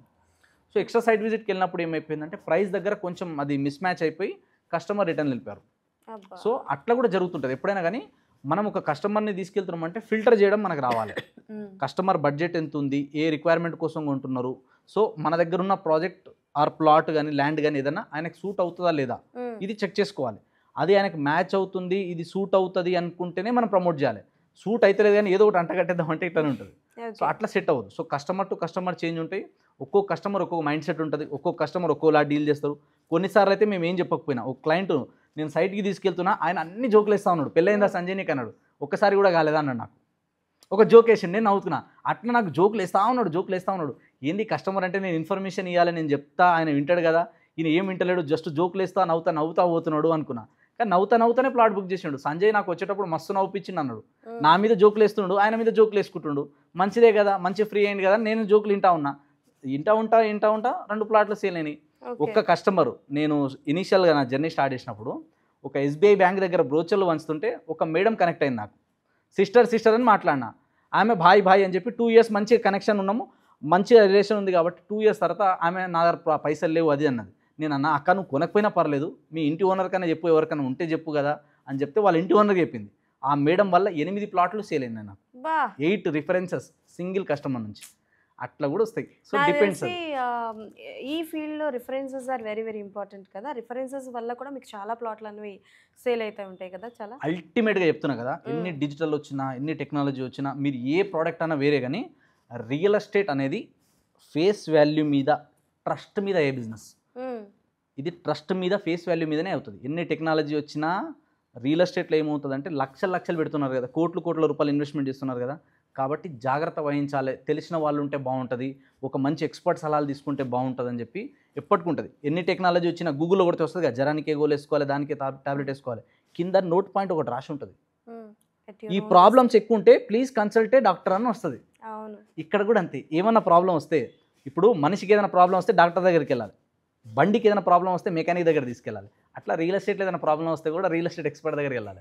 ఎక్స్పర్ట్లు మాత్రమే మీకు చెప్పగలుగుతారు గ్రౌండ్ లొకేషన్, గ్రౌండ్లో పొటెన్షియల్ ఉందా లేదా, అక్కడ ఇన్వెస్ట్మెంట్ చేయడం రైట్ ఇన్వెస్ట్మెంటా కాదా, అక్కడ ఇన్వెస్ట్మెంట్ చేస్తే మీకు రేట్స్ అప్రిషియేషన్ అవుతుందా లేదా, అది మంచిది ఏమున్నాయి, ప్లస్ ఏమున్నాయి, మైనస్ ఏమున్నాయి అన్నీ చెప్తాం. వీడియో ముంగట వచ్చినప్పుడు అందరు నాది మంచిగా ఉంది, ముద్దుగా ఉంది, కొనుక్కో, బాగుంటుంది, ఫ్యూచర్ ఉంటుంది అన్నీ ఇవే చెప్తారు. కానీ రియాలిటీ అనేది ఎవరు చెప్పారు. కాబట్టి రియాలిటీకి మ్యాచ్ అవ్వాలి, అది ట్రస్ట్ మీదనే అవుతుంది. సో మా గురువు నాకేమనంటే ఇందాక చెప్పినట్టు కస్టమర్ ఫస్ట్ బైస్ యూ. నన్ను నమ్ముతాడు, నన్ను నమ్మాలంటే నా ఫేస్ వాల్యూ చూసి వస్తారు కస్టమర్. సో మనం మంచిగా ఉంటే, అంటే కస్టమర్ కనుక సేల్స్ మ్యాన్ని నమ్మిండు అనుకో, ప్రోడక్ట్ మంచి లేకపోయినా కొంటాడు. అదే కనుక కస్టమర్ మనిషి నమ్మలేదు అనుకో, ప్రోడక్ట్ ఎంత మంచిగా ఉన్నా కొనలేరు. సో ట్రస్ట్ అనేది రియల్ ఎస్టేట్లో అన్నిటికంటే పెద్ద ఛాలెంజ్. సో ట్రస్ట్ అనేది చాలా ఇంపార్టెంట్. అది వచ్చిందా బిజినెస్ దన్ అవుతుంది, అది పోయిందా మొత్తం పోతుంది. ఓకే, హైదరాబాద్లో the most under rated area అని అంటే ఏది? అంటే లైక్ ఒక 3-4-5 ఇయర్స్లోని చెప్పలేం, దాని సుడి ఎలా మారుతుందో చెప్పలేం, ల్యాండ్ వాల్యూ ఎలా పెరుగుతుందో చెప్పలేము అని అంటే ఏ ఏరియాస్ పేర్లు చెప్తారు? First most under rated area అంటే ఇప్పుడున్న మార్కెట్లో, అంటే చాలామంది ఇంకా అవుతుందా అనే డౌట్లో ఉన్న ఏరియాలలో ఒక ఫస్ట్ వస్తే బెంగళూరు హైవేలో షాద్ నగర్. అంటే షాద్ నగర్ నుంచి జడ్చర్ల బిల్ట్ అనేది చాలా అండర్ రేటెడ్. షాద్ నగర్ వరకు మస్తు రేట్లు అయిపోయినాయి, మస్తు పిరం అయిపోయినాయి అంటారు. పిరం ఏం కాలే, ఏ వెంచర్ మీరు టచ్ చేసినా 26,000 దాటి లేనే లేదు. సో చాలా రీజనబుల్ అది. సో షాద్ నగర్కి ఎక్కువ స్కోప్ ఉంది. సెకండ్ వచ్చేసి ఏంటంటే మోస్ట్ అండర్ రేటెడ్ ఏరియాలో ఇంకొక హైవే చెప్తాను నేను, విజయవాడ హైవే. ఇంతకుముందు ఏంటంటే విజయవాడ హైవే అనగానే ఎంతసేపు అంబర్పేట లోపలనే ఉండేది ఈ ఏరియా అంతా. ఇప్పుడు అంబర్పేట దాటి చౌటుప్పల్ వరకు మంచి స్కోప్ ఉంది, ఫ్యూచర్లో పక్కా గ్రోత్ వస్తుంది. దీని తర్వాత ఇంకొక ఏరియా ఏదైనా ఉందంటే సాగర్ హైవే. ఇది కూడా చాలా అండర్ రేటెడ్ ఏరియా. సాగర్ హైవేనా ఏముంటుందాడా అన్నాడు, కానీ సాగర్ హైవేకి శ్రీశైలం హైవేకి మధ్యలోనే ఫ్యూచర్ సిటీ అంతా.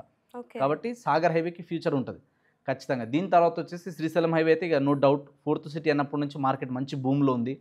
సో కందుకూరు గుర్తుపెట్టుకోండి, నెక్స్ట్ బిగ్ థింగ్ అవుతుంది. కందుకూరు, కడ్తాల్, ఆమన్గల్ ఈ ఏరియాలో ముట్టిందల్లా బంగారం అవుతుంది.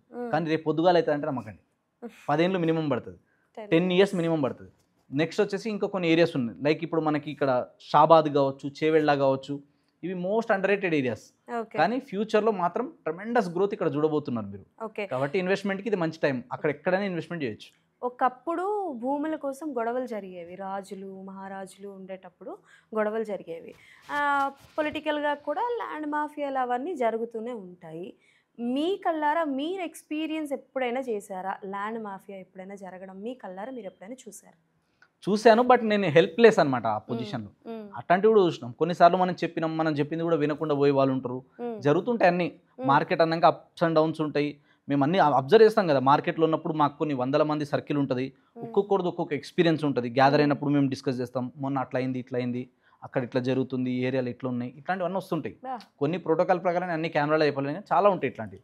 సో ఎప్పుడైనా కానీ మనం ప్రాపర్టీ ఎక్కడైనా మనం కొంటున్నాము లేదా ఏదైనా చేస్తున్నామంటే చాలా జాగ్రత్త వహించిన తర్వాత మాత్రమే ముందుకెళ్ళాలి. లేకపోతే ఏంటంటే లాస్ జరగడానికి, చీటింగ్ జరగడానికి ఉంటుంది.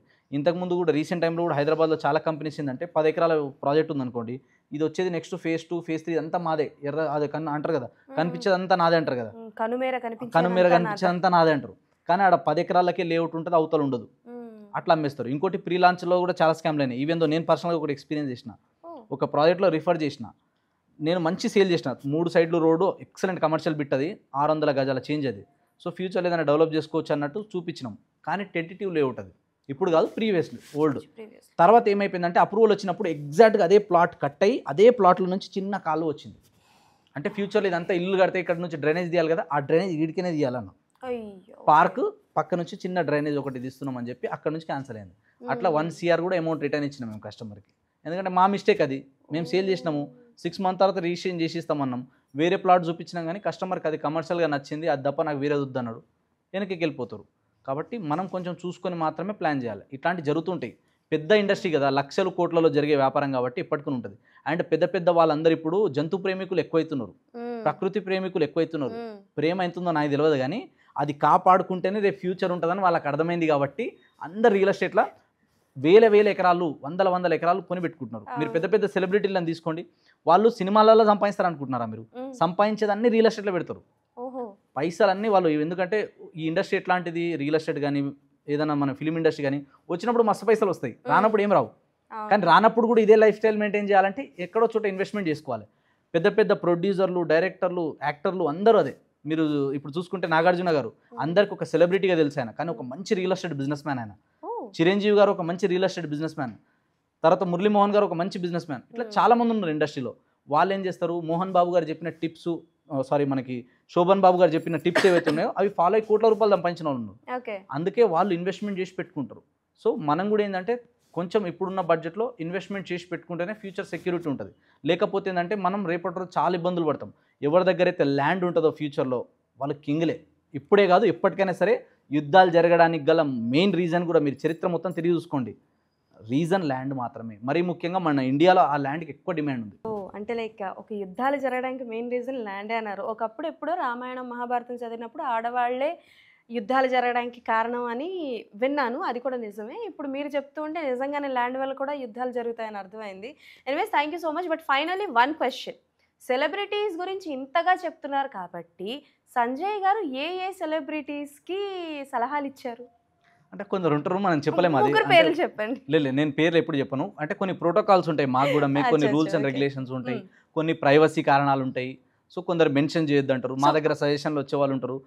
చాలామంది ఇప్పుడు టీవీ సీరియల్ యాక్టర్స్ కావచ్చు, ఫిలిం ఇండస్ట్రీలో ఉన్న పెద్ద పెద్ద యాక్టర్స్ కావచ్చు, 100 సినిమాలు చేసిన వాళ్ళు మా దగ్గర అడ్వైస్ కోసం కాల్ చేసిన వాళ్ళు ఉన్నారు.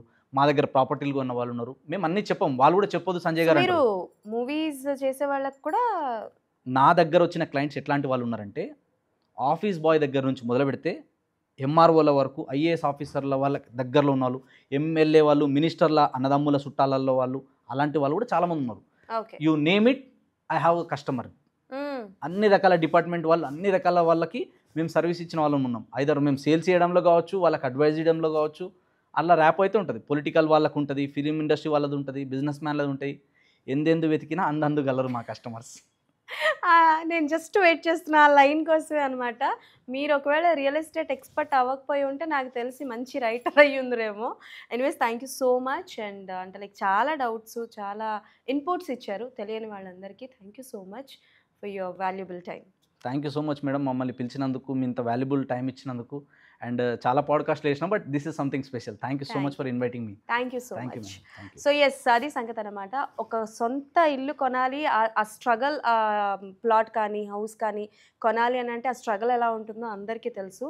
సో ఇలా అనుకుంటే అలా కొనలేము. సో దానికి ఎన్నో పాయింట్స్ ఉంటాయి. అంటే లైక్ చూసి ఆచి తూచి అడుగు వేయాలన్నమాట.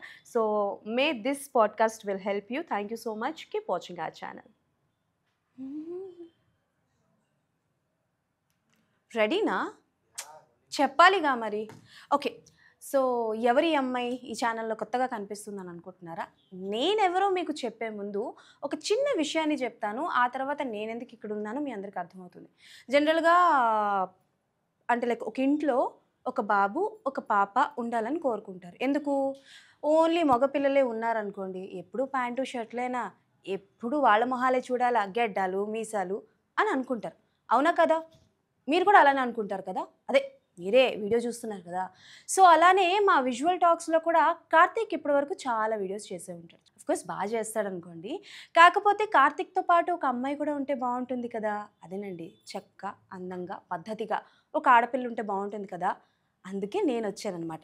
ఇక నుంచి విజువల్ టాక్స్లో నా టాక్స్ కూడా వింటారు. ఐ మీన్ టు సే, నేను గెస్ట్తో మాట్లాడే టాక్స్ కూడా మీరు చూడొచ్చు అనమాట. అండ్ అయిపోయింది వెళ్ళనా? ఓ సారీ, నేను ఎవరో మీకు చెప్పలేదు కదా. ఎస్, నా పేరు అంజలి అనమాట. అండ్ ఇక నుంచి విజువల్ టాక్స్ అంజలిగా మీ అందరికీ పరిచయం కాబోతున్నాను. సో డెఫినెట్లీ అందరూ అండ్ లైక్ ఈ ఛానల్లో వచ్చే ఈ మా విజువల్ టాక్స్లో వచ్చే ఇంటర్వ్యూస్ అన్నీ చూడాలని మనస్ఫూర్తిగా కోరుకుంటూ, మా కార్తిక్ని ఎలాగైతే ఆదరించారో అలాగే నన్ను కూడా ఆదరించాలని మనస్ఫూర్తిగా కోరుకుంటూ, ఇక నుంచి మీ విజువల్ టాక్స్ అంజలిగా మీ ముందుకు రాబోతున్నాను. Thank you.